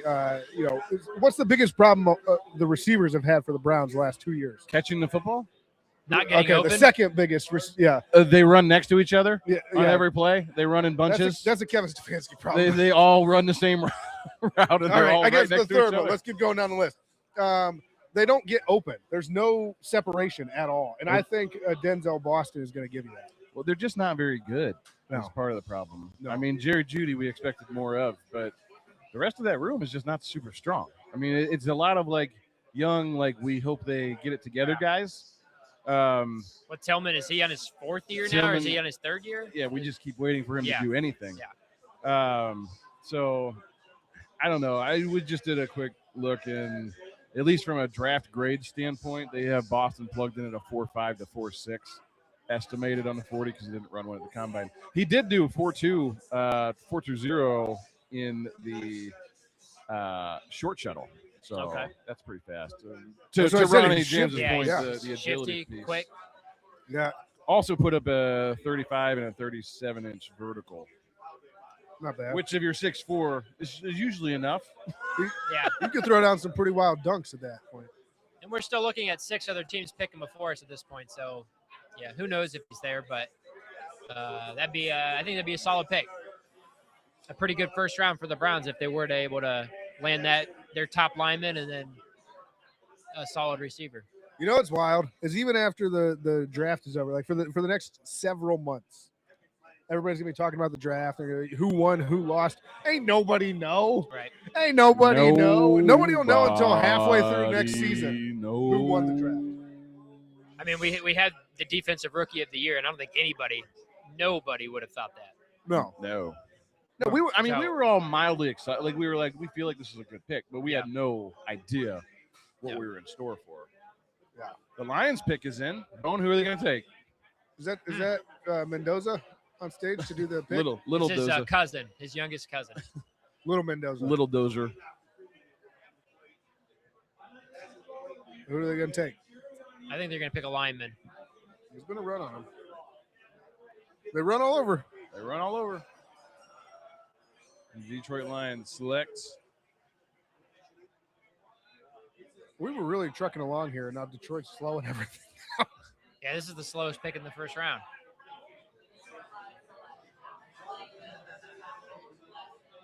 Tackle, I think. Yeah. Blake Miller. He's out of, I think I heard Strongsville or something like that. He's right around our area. No way. Nice. Bone has been scouting. Yeah, heard it on the radio. Blake Miller from Clemson.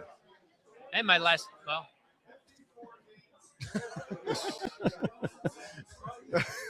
what was that? Blake Miller is a 17th pick in the draft, my friends. I want to say Strongsville. I believe he's from Northeast Ohio. Well, you're the fact checker. I mean, we're literally right next to Strongsville right now. I think. Is it North Royalton next to Strongsville? Yes. It's like one and the same. He is from Strongsville, Ohio. All right. Nice. How'd you know? I heard it on the radio. On the radio. Yeah, I just retained that information like a wild mongoose. It's interesting that he wasn't in the top echelon of tackles that were talked about, like to go in the top 10. This guy had 54 career starts. That's a lot. I mean, that's one of the big things that like NIL has changed and things have made it hard for scouts is that you have these guys that have like a Ty Simpson that play for a year, and you really kind of don't know what you have. He's a left tackle too, right? Like he played left tackle in college. Is that it looks like they're looking at him for a right tackle. For right tackle, okay. Yeah. He's 6'7", 317. Yeah, big boy, kind of finished product. Played a lot of ball. It's a good pick. High floor tackle is what they call him. So they're thinking he's not necessarily high ceiling, but you're going to get a solid player. That is indeed what the high floor means. Yeah, the ceiling may not be high, but the floor he's made it to is the floor. high. Yeah. Which to me, like honestly, it's 17. Like that's what you pick, right? You pick a guy that's going to be consistent. Yeah. Oh, well, Minnesota sped things up for Nice. us. Way to go, Minnesota. That's what I'm talking about. Caleb Banks. Is that who? Yeah, he already knows. Kenny's on like How'd you know? he's like in the future on his laptop over here. I'm just out here breaking news, guys. First, Nico broke the news. Did you hear Nico? No. Tell us about he broke news tonight. Told us that when the Browns I like how Kenny's just recapping our show on our show. the Browns Village goes in, he's in talks to put a Nico's in the Browns Village. Really? With the stadium. He broke that news right here on our show tonight. I think that makes a lot of sense because his food is dope. It was The really food's really good here. That's what I'm saying. Like I'm not really from this area. Yeah. I'm further south, so I have not been in this. I didn't know it was here. Yeah. Type of thing, you know. But I would come back here. It's Yes, very. absolutely. Everything was very good. The people were. I Very had nice. Food was great. I had their Cuban special. It's like their monthly special, and it was probably the best Cuban sandwich I've ever had. Huh. It was awesome. He told us he's got spinning meat back there. He Okay. gave us the whole etymology of the euro. That's why it's called a euro. And Spins. I forgot we were on podcast for a second. yeah, Just tried to actually talk to you. And I want to say one more thing about the food is they don't just offer you fries. They have this Greek pasta salad that I got as my side, and it was banging. The bee's knees. It was banging. Yeah, it was I really saw good. they have a lot of like dipping sauces and stuff. I think they do like, I don't know, pita bread and or pita chips and like dipping sauces. I think Jay and thought that was Michael had interesting. something like that. They had some pita and some other dish that looked really good. But, That would be camera operator 4. yeah, camera operator 4. Before you guys keep talking about the draft, I'm gonna go give away some shirts. Okay, Ronnie Jim is going to give away some shirts. I Do guess it. we won't talk to Ronnie James anymore. It does look like the Panthers pick is in. So, Bone, what would be your best case scenario if we don't go wide receiver at 24?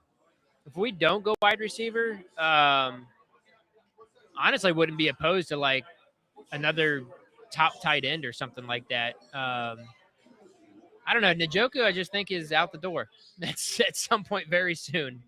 Yeah, I don't think. And they seem to love their two tight end sets, and I just feel like it's been a staple for the Browns for a long time. I guess I don't know if that's gonna be a thing for Monken, but having two good tight ends is not a bad thing to have. So Do you think, I want to stick with the offense. I was going to ask, however do you we think look it's at possible it, they go defense here in the first round and add another playmaker? I guess so, but man, our defense is good. We But started you the can't show. have enough depth. We started the show kind of late. Obviously, we had some technical difficulties getting things set up because we suck. So we missed a lot of the pre-conversation, a lot of the things that have been going on. We've seen Todd Monken now for a couple of months. I mean, obviously, we haven't seen him coach a game, so we don't know that. But, like, what's your initial read on this guy, just seeing how he's interacted with players, interviews, some of the things that he's talking about? What's your gut say right now on draft night? My gut is he's a little less reserved than I feel like Stefanski ever was, as far as he talks a little more, which is somewhat refreshing. It does feel like he's maybe telling you the truth a little more. Yes. Like it's not all coach speak. Exactly. And at this point, it's like I feel like he doesn't have to deliver the Browns' message yet. I think from my perspective, Browns PR is like, just be yourself right now. We haven't won a game yet. We haven't lost a game. You don't have any wins. You don't have any losses. It's just like, whether that's go out there and not lose. Yes. Don't lose the press conference. Yes. You don't have to win it, but don't lose it. Yes. And I don't know. He was straightforward with the whole Miles thing. They were trying to make a big deal about him not being at the 3 practices or the voluntary stuff. And he's just like, we wish he was here, but it's like he's Myles Garrett too. So you guys are making a big deal about this. And I think that's always a tough spot for coaches to be in, having to answer that question. Yeah. Because on the surface, you go, he's a leader on the team. Sure. He's maybe the best player on the team. Maybe at the end of the day, he'll be the best player in Browns history. Sure. And he's not here when you feel like it matters, or feels like you're bringing along like a lot of young guys and they could use a lot of mentoring and coaching. Like you need those types of guys in the building. But they're also Miles has been in the top like 5 players in the league conversation for the last 5 years. So, what can you really hold him accountable? Can you force him to do those things? Does Miles need those reps? Right. Like he doesn't need them. People might benefit from him being around. But I think it's always a tough spot for coaches to be in, because what do you want him to say? Yeah. You want him to be like, I'm going to call him the guy that I pay the most money on the team and force him to do something he doesn't want in the offseason? Exactly. And it's a brand new coach, and they ask him all these silly questions, and it's just like, I don't know, he has to answer them a certain way at the same point, but also be real and probably do give coach speak a little bit and fall in line with the organization, but which is kind of what I said he wasn't doing, but he has to do it. And Miles isn't the first veteran leader to not show up to these types of things. Well, he even said that. He's like, well, Miles isn't the only player not here right now. You guys aren't even mentioning any other player that's not here, which I don't think Denzel was there. Honestly, didn't really look into it because I'm not that worried about it, because I think he's going to be there when it matters, and he's going to be another top defensive end in the NFL this year, no matter what. So unless barring injury. But what about Todd Monken missing the coach's photo? That was hilarious. What was he getting, a haircut or something? Getting a haircut. For the photo? I guess that doesn't speak well to time management. But clock management might be an issue. yeah, Miles is gonna be like, well, coach, like, how can you hold me accountable? You dude? couldn't even Like, make it to picture day. yeah, you didn't even schedule your haircut on time. I don't begrudge a guy a haircut. I think that's fine. My problem with it wasn't even a good Todd haircut. Monken doesn't have any hair to cut. It wasn't even a nice haircut. His hair is thinning so much. They asked him about it. You literally just see straight through his hair to his head. When they asked him about it, he said something like, I was trying to get a dope haircut for the picture. And I was like, sweet. He said sweet. You don't even have a good haircut. I was trying to get a sweet haircut. If he would have came in and had a sick haircut, I would have been like, I respect it, coach. You imagine him coming with like the lines cutting to the side of his head and like all kinds of stuff going on. He's just like, I got a sweet haircut. I was honestly like, how is this even real? Like, I guess every other coach, all the other 31 coaches are like, we got a timetable too, man. Like, we got to take this picture. But we we're can't out. wait for Todd. Like, right. You're one of 32 coaches You in the said entire world noon. in the NFL, and they didn't wait for you. It's I like, just think it's That's wild a that good point. the way he explained it, he's like, well, they changed the time. I was just trying to get a sweet haircut. Yeah, they changed the time, and you still chose to go get a haircut. You know what's funny about that, Bone? Like, I Now doubt you- they changed it 5 minutes before it was going to happen. Now that you mention that, because that whole week, the coaches are in town. There's a lot of Kai NFL. Lemon gone to the Eagles. Kai Lemon and Monroe Freeling just went as well. There's all kinds of, obviously the coaches are in town. There's a lot of NFL execs in town. There's a lot of media members in town. And that whole week on, like, if you turned on, ESPN or NFL Network, like, it's kind of just a playground for those guys. Like, yeah. it's their almost like their social time together where they're not really working. It's just kind of very lighthearted and fun. And to your point, like, they couldn't wait 15 minutes and somebody Right. called No, or text absolutely not. Todd. He's one of 32 NFL coaches in the world. One of the newest guys in the fraternity, and we can't wait. Nobody can find him. What happened? No one was even worried. They weren't even like, It just seems why like there's is so Todd much here? There's just so much respect there. I would think, like, at those guys' ages and their profession, it's just like they're probably not going down a checklist of like who's here and who's not. So everybody's got, is everybody here? Like, okay, get together, let's snap this Just picture. football mentality. Like, yeah, we're all here. Yeah. Yeah. You would think, like, maybe Harbaugh, who's worked with them for a long time, might have been like, hey, where's my buddy that just got hired to be one of 32 NFL head coaches? Not even Harbaugh. I wonder if he's still sour that he came and took the Cleveland job and didn't go work for him in New York. Well, that was a fun deviation from the norm. Yeah, we got Steelers on the clock.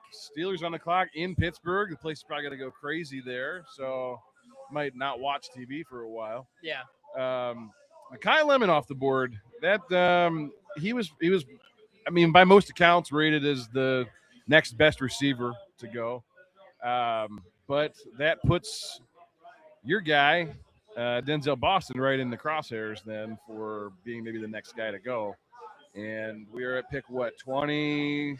21. Yeah, 21. So- We got the Steelers. We got the Chargers. Who's after that? And then it's us, I believe. Steelers, Chargers, Cowboys. Okay. And Cowboys already Downs. Yeah, they took down. So I mean, if they make a good pick at 23, they could have themselves a really, really nice first round. Oh yeah. I'm Yeah, sad great. about missing out on Caleb Downs. It's a great pick. It would have been nice to get an Ohio State guy. Just a guaranteed, just stud player. I just think out of the other guys that were available, like Arvell Reese, really good. Yeah. Sonny Stouts, really good. Caleb Downs offers something to this team that you didn't really have, right? You have Miles on the front. You have Schwesh in the middle. Caleb Downs in the secondary would have just changed the All paradigm three of levels you everything got. that And you do. I know they're different positions, but you would have been able to like kind of pass the torch. Denzel Ward's getting up there. It's probably, who knows how many more years he's going to be as dominant as he is. And so it's the leader of the secondary. It's Denzel Ward can pass the torch over to Caleb Downs. Yeah. Ronnie James has joined us after his sabbatical. I was running around. Sorry. Did people like their free T-shirts? They did. Nice. Nice. Nice. You're welcome. So the Steelers pick is in. They're about to pick in Pittsburgh. Let's see what the crowd does there, because they've had to sit in that trash hole all night. I smell like trash. Yeah, Pittsburgh. What a dump. Huge dump. There's nothing good about Pittsburgh except for the Browns backers that are there. Seriously, I traveled to Pittsburgh one time, like for pleasure. For pleasure. What does that mean? Pleasure. The roads just go Pleasure. everywhere. You don't know Pleasure, where pleasure. they're going. And it's just one place. I have no, and it wasn't even like I tried to go with an open mind. Obviously, I hate Pittsburgh, but like Who doesn't? I tried to go because I know a lot of people that have traveled there. Like a lot of people like to go to the ballpark over there. They have a really nice stadium. A lot of people like the rivers and all that. Like I know a lot of people that go to that area regularly. So I tried to be open about it, but it just was not a place that I would go back to. I have zero desire to go back there. And there's not a lot of places that I've been to that I just really Cincinnati. That in New York City. Oh, and Cincinnati for sure. Cincinnati is the worst because that's in Kentucky. Yeah. New York City too, just because it's just I like it once was enough for me. Like I experienced Manhattan and the city and the whole thing. It's just really busy. A lot of people. Too much. It smells bad. You can't drive there. It takes an hour or two to get anywhere. So you have to walk, and I hate walking. They're playing your song. Oh, it sticks. Nice. Yeah. Good job. I was like, I have my headphones on. I can't really hear. But that makes sense because they play. We grew up on They this, play man. Renegade in the stadium. On This game is day. the Steelers' first pick, right? They have one. Yeah. First That's round? correct. That's correct. Fact check, Bone. Aye. So I do want to talk about something here now that the Steelers are on the clock and they're about to make their pick here. Will Howard. I don't know if you guys have been following this, but basically they said he's like stepping up in the offseason so far, and he's the guy. And I believe it. they said that he's carrying himself like a QB1. All the veterans are backing him. They're like, this guy is legit. It's easy to say that though in April. Look, I'm not against Will. Like I am a huge Will Howard fan, and I think he'll be good when he gets the chance to be a starter. But it's really easy to say that Before and he's played any champion those NFL guys. football, really? Well, just to say that in April because it's minicamp, right? We were just talking about this, Bone and I, about Miles not being at any of the minicamp stuff.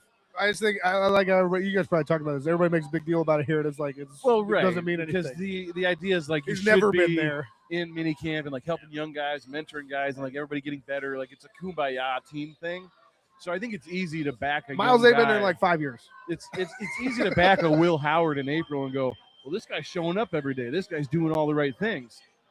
But when Aaron Rodgers steps back into that building in August, Right. You go, here's a Hall of Famer. We're standing next to a Hall of Famer. This is what I'll tell you. Well, Aaron Rodgers probably put him up to this. This is what I'll tell Aaron you. Rodgers is playing the long game. It's all a conspiracy. Myles Garrett, like I said, hadn't been at those things in like 5 years. He just won Defensive Player of the Year again. So, thank you. Well, and that's what we were just talking about is like, Miles doesn't need those practices. They're not for Miles. Miles is consistently voted by his peers It's in like the the NFL. most dominant player in the Is- NFL. like for the last at least 5 years, between 1 and 5. Yeah. Is that the bus? Yeah, it is. Oh, yeah, he's back. Boy. The bus is in town. We're at the bus stop. Everybody honk your horns. The wheels on the bus go round and round. Just stop talking. He's bus. talking way too long, bus. This whole So intro long. for their pick has been forever. It's a long bus ride. They just overtook the Detroit Lions for the longest pick in the first round. I feel like he's never changed sizes. I've never thought of it that way. Like a lot of guys, like either get skinny after they play or they get real fat. They He's just just stay always exactly the the same. exact same. I keep working out and I look like this. I don't change. Yeah, not sure. Offensive tackle. It's so funny, like being here in real time now, watching this transpire because all of these names we've all been talking about for like a week. Like I don't know, like any of these guys could go at 6 for the Browns or 24. Yeah, this was one of those guys that they talked about taking on the tail end at 24. This is after big taking this offensive year. line draft. Yeah. This is a lot of. Well, they said it was super deep. A lot of frontline guys.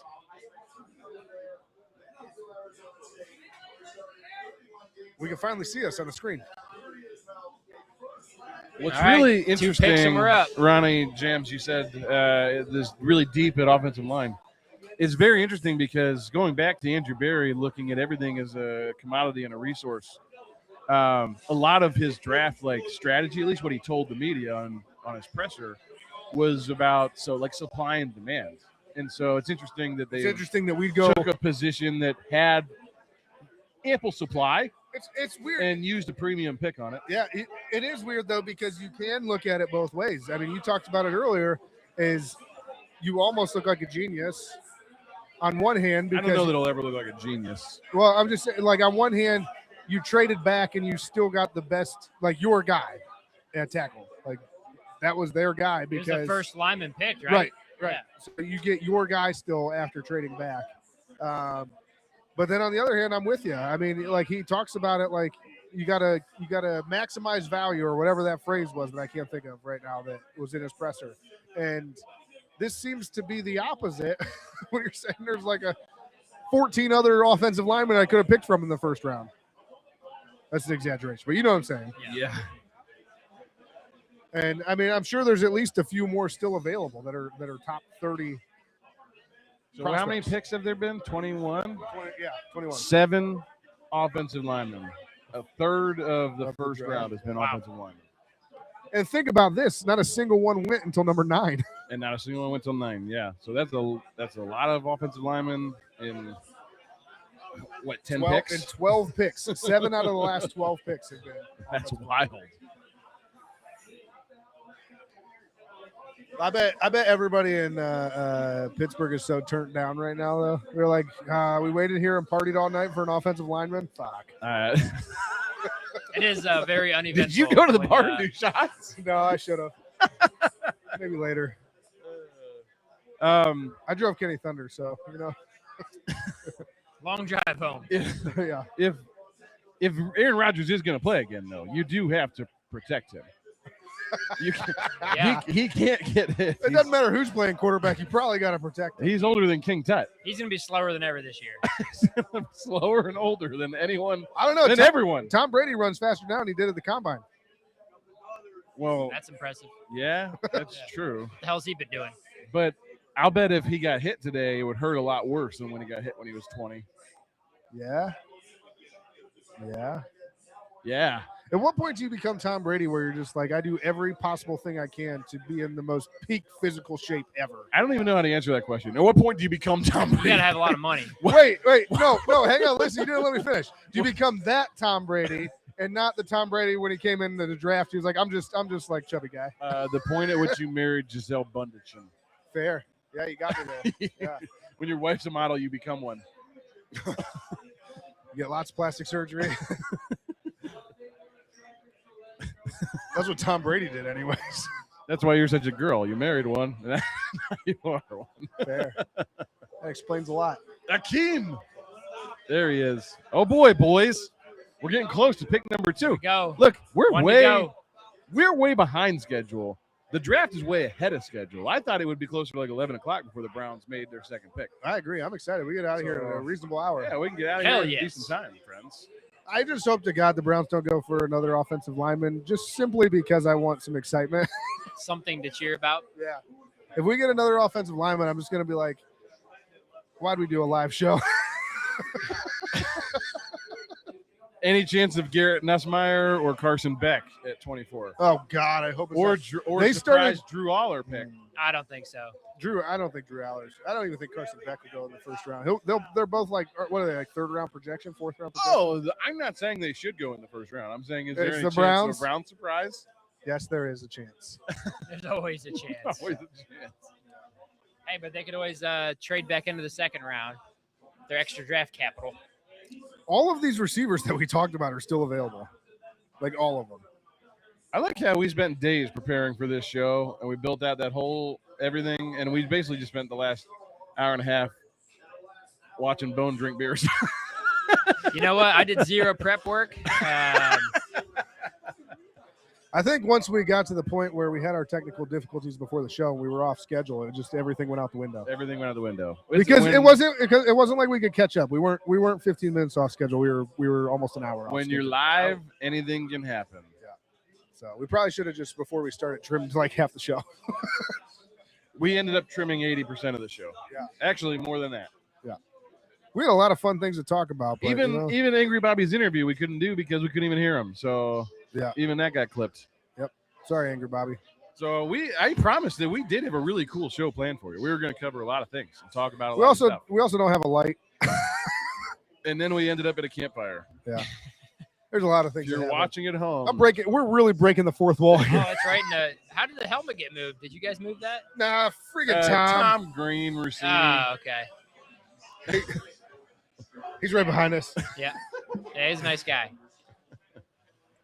Looks even cooler now because it's like an outline of the helmet. Oh, I thought you said Tom was looking cooler. No. I was like, what are you, sexually Did you attracted guys to him? even bring up Facebook, Tom? Or not Facebook, but MySpace, Tom? Oh, MySpace Tom. Even better. What was that? What's his last name? Tom. Tom. Just Tom. But Maybe he kind of looks like Maybe that's what I was thinking that. Maybe that's what happened to Tom from MySpace. Okay. Yep. Maybe it is. Tom Moved to from Northeast MySpace. Ohio. Started in Power Started Sports. at Power Sports. Yeah. Then went to Nico's. Yeah. Guys, the Browns pick next. Not We're next, close. but after the Yeah, next yeah, pick. we get what you you're know. saying. You know. What's- Dallas still on the clock. You know what's crazy? So like coming into the draft, all these scenarios, we had these crazy trade down scenarios that they talked about. We had all these different things with who are they going to like. At the end of the day, this was a pretty Browns draft. So far, like we traded back, which we all kind of. Me and Kenny have been saying this for a couple of days now. Like it became increasingly clear that they were definitely going to trade back. The Chiefs were not really in the talks though, as being somebody that they were partnering with, were they? I The really don't, Chiefs- I saw it the I saw it Chiefs put were. somewhere like once or twice, but it was not Okay. getting the same traction that like the Jets trade or the Cowboys trade was. I'll tell you this: it's in my show notes. Is it really? It is in the show notes. Yeah, it is in Okay. my I show had notes. show notes and Yeah. it was in there. Nice. Yeah. And there was one other team too. Maybe San Francisco was the other. Specifically, we called the Dolphins was the other The one. Dolphins. That's right. It was the Chiefs or the Dolphins squeeze deal. Basically, it was the Chiefs picking at 9, Dolphins are at 11. They may want to jump up for an elite edge rusher, like Arvell Reese or David Bailey if they fell, which neither of them fell that far.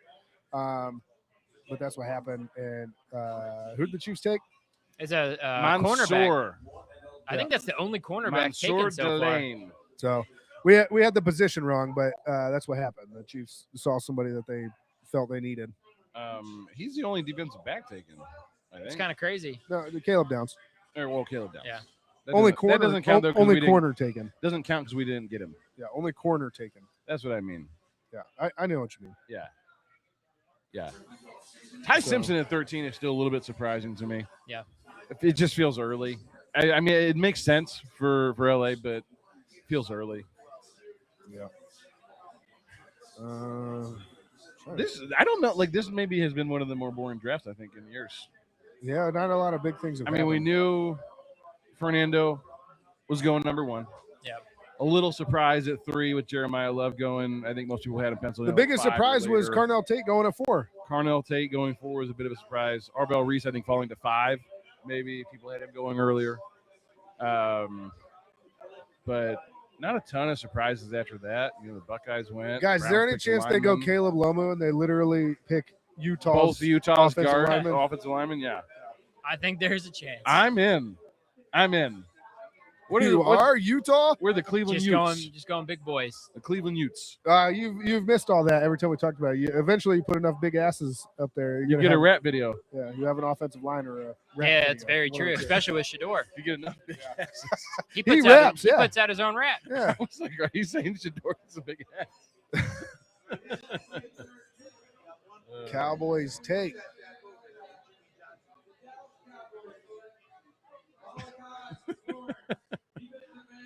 Malachi Lawrence. Well, our Edge. Kenny, talk about edge again. I know you love that term. We were just, we were just talking about, like, when did that become a position? Like, Yeah, when did that you're change? either a defensive end or you're an outside linebacker. Like, Edge. When I hear edge, I just think of, like, what are you, literally just a pass On rush this day, I see clear. Are you just a pass rush specialist? You only play. Nobody got that edge- joke except for edge Bone, technique. apparently. Uh, You said when I hear edge, all I think about I get it. Adam Copeland, he's Edge. That's his song. On this day. I get it. It wasn't funny. I Remember- was disregarding. Remember when he was a vampire? He was a vampire. Him, Christian, and Gangrel. Those were good times. Bloodbath for everyone. Boston, he's on the board still. I He's know. on the I'm board. going. Come on, Bone David is Boston. bringing us back on track. Boston. Does Andrew Berry like Denzel Boston? I don't think so. We'll see. Probably not. What do we always say about Kevin Stefanski? He doesn't have the stones. No stones. No stones. That's Andrew Berry. No stones. Yeah, Caleb Lomu is probably the next offensive lineman off the board. Yep. So I could see him going. That would be something. Take all the Utonians, or whatever they're called.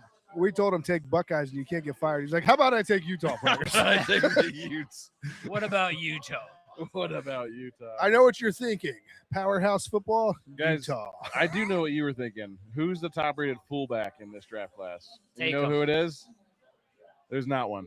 There's no There's fullback. not one There's not fullback. a single fullback that's projected to be drafted. As we finally reached that point, Pick is in. They fullbacks didn't do trade not exist. The pick is in. The other Notre Dame running back, Jadarian Price. Well, at least we picked and we didn't trade it away. I'll take it. Are you Let's sure? go. Tackle. Let's Nice. go, Utah. The Browns They are went going to to get their commercial. pick on a commercial. That's the Let's first round. go. They wouldn't pick during a commercial on the first round, would they? It's the Browns. They probably would.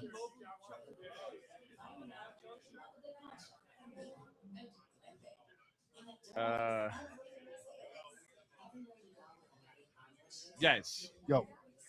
I think there's a high chance they pick the Utah lineman. You're going with the lineman? Yeah. I'm going Boston. Caleb Lomu. Then you would have just great symmetry Yeah. on your line. You'd have 4-letter last names on each Is side he of another? center. Is he another tackle or is he an inside guy? He's a tackle. Okay. 4-letter last names on each side. I mean, we I just. think that's important. That might be the key. That's the one thing Andrew Berry has We not haven't tried. had symmetry. How many He needs linemen did we symmetry. bring in free agency? It was like 4, right? A lot, yeah. Yeah. A couple. All Okay. right. At least 2 big ones. Two big names, then another guy maybe. It was at least because One, it was two- Zion Jenkins, Johnson, Zion and Johnson, Zion that's Johnson, what- Elton Jenkins, Titus Howard, Yeah, Titus Howard. Titus Howard, yeah, with the Texans. So and then the trade. I mean, the trade. you get the Utah guy, the Lomus and the Fanos, and you have a whole line now. I got 6 new linemen. Oh wait, the Titus Howard was the trade. Yeah. That's Yeah. a lot of linemen. Texans, yeah. You re-signed Tevin Jenkins too. Yeah, great. Yeah, let's get Boston. Let's get a receiver. You know how many receivers we've gotten? I One. I like the idea. Tylen I just- Wallace. There's almost been no talk of him going to Cleveland. So Who, Boston? yeah, not at the same level that I've heard anyone else. Really, where I've heard Boston's name is actually a lot of the local radios, the only ones talking about him. Because they're like, But I think that's just because they like his size. I don't know that that's coming from inside Berea. we all know that we don't draft big receivers, and we want one real bad. Heard a lot about KC Concepcion. I heard his name a lot on the radio today. He's a little guy though, right? Who would you He's 6 foot. 6 foot. All right. I have been 5'11". He's probably 5'11", but he probably combine measured in his cleats at 6 foot.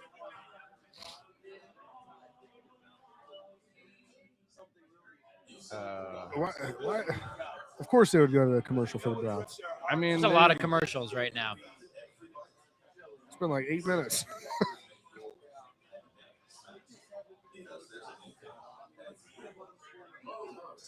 maybe they could go Caden McDonald. Yeah. He's another first round projection. Another Buckeye. I wouldn't hate that pick. I wouldn't either. I mean, that's just pretty steady engine of big guys to fill up the middle between him and Mason Graham. Our D line would be so stacked. Not a if sexy you added pick, him. but I just don't want them to go offensive lineman again. But I think we're going to be just stacked full of Utes here in a second. I'm all in on the Utes. Utes and symmetry. 2 Utes. What? Oh, this is the Travis Hunter return, the 24th overall pick. Yeah. Let's get a guy that goes both ways. Plays both ways. Plays both ways, of course. I was Yeah. just leaving We it all there. knew I what didn't you say meant. it, yeah. I'm sure we do know what he meant. Nobody went there. Kenny always goes there. I didn't go nowhere. I was clarifying that I didn't go there.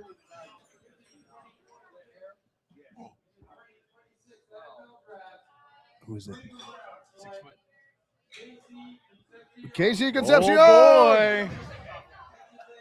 Oh boy. Kenny, that you caught it. He's a playmaker. There was I'm just assuming. too much smoke. I heard of his name a lot on the radio today. Yeah, there was so much smoke. And everyone I heard talk about it was like, I do not want them to get him. All right, so 5'11", 198, 6 foot according to Kenny. Top metric 4.41 in the 40. He's listed as a gadget style playmaker with elite suddenness and elite yak. Is he Tyreek? The problem is, and why so many people, why this was controversial, the problem was he can't catch a football. Yeah, they say he has really bad hands. Perfect. So that sounds like a perfect Andrew Berry draft pick wide Swartz. receiver, right? Because he's got good speed. Fastest guy in the draft, Swartz. He's got great playmaking ability, but he can't catch a football. Great. Look, is he gonna be a punt returner? Hopefully, we need one of those really bad. That could be a part of why they picked him. I don't think we've had a punt returner since Andrew Berry's been GM. No, guys, his career drop rate, depending on which source you look at, 6.5 to 9%. Yeah, it's pretty high, right? That's really high. Yes. Good route runner, very versatile player, guys. I think this is going to be. This is a pick. 19 career drops. I don't think is going to be super popular. Could be sneaky good because of the drop rate. I don't hate this pick, right? This team is devoid of playmakers. Yeah. And I think if you read about the inconsistency with the drops, what a lot of people say, it's not a skill level thing. It's lack of concentration. So at the pro level, as you refine your talent, your skills, maybe that's something that if Todd Monken is worth a damn, can fix. And then you have a tremendous playmaker. This team needs guys that can make things happen. And you have kind of the starting point, the foundation with Quinshawn and with Dylan Sampson. Having a receiver that can do a number of things, play out of the slot, maybe return kicks. Like, I think this is a good move.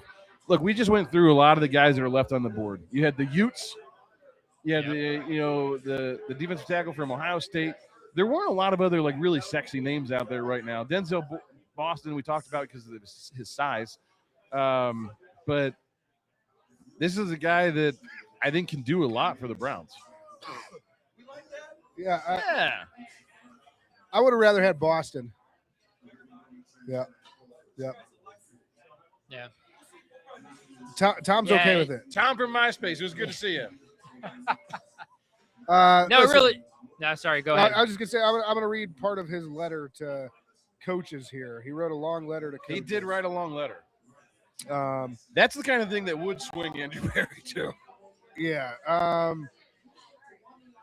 Among other things, he explained a lot of things. There's been some question marks about his maturity, whatever else, like all kinds of stuff. So he wrote this long letter in the Players Tribune, addressing all that. It's addressed to NFL GMs, and I'll just read the first couple paragraphs here through the part that's the most important. By now, you've probably heard that I stutter. Everyone has, and look, I get it. It's a good story. I'm not mad at it, and I appreciate the love. But every time I've sat down for an interview, that's where we start and that's where we end. The stutter. My stutter is part of who I am, but it's not all of who I am. So I figured since I've got the pen this time, let me tell you the more complete story. Here's who I also am. I'm the best receiver in this draft, period. I run crisp routes. I catch everything thrown anywhere near me. I work my tail off every practice, every drill. I get in and out of my breaks fast, and I will outwork anybody you put in front of me.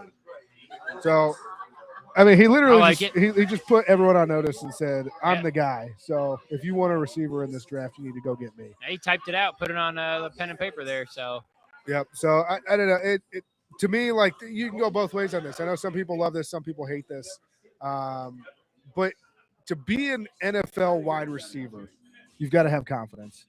But I'll say the fact that he put it out there, he knew there was some claims that were floating around, and he didn't like them, and he addressed them, and faced them head on, and said what he had to say. Like I don't know, I like it. I hope he's right.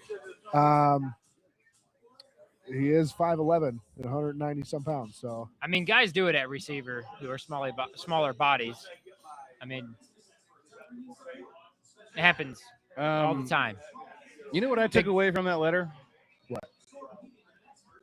The guy has a problem with drops, and he says, "I catch anything thrown near me." You got that, huh? Poor Marcel Reed is quarterback at Texas A&M. Like, I feel like it's a dig directly at that guy. You think I got problems with drops? This guy can't put the ball on me. Yeah, that's why I can't catch it. Read between the lines.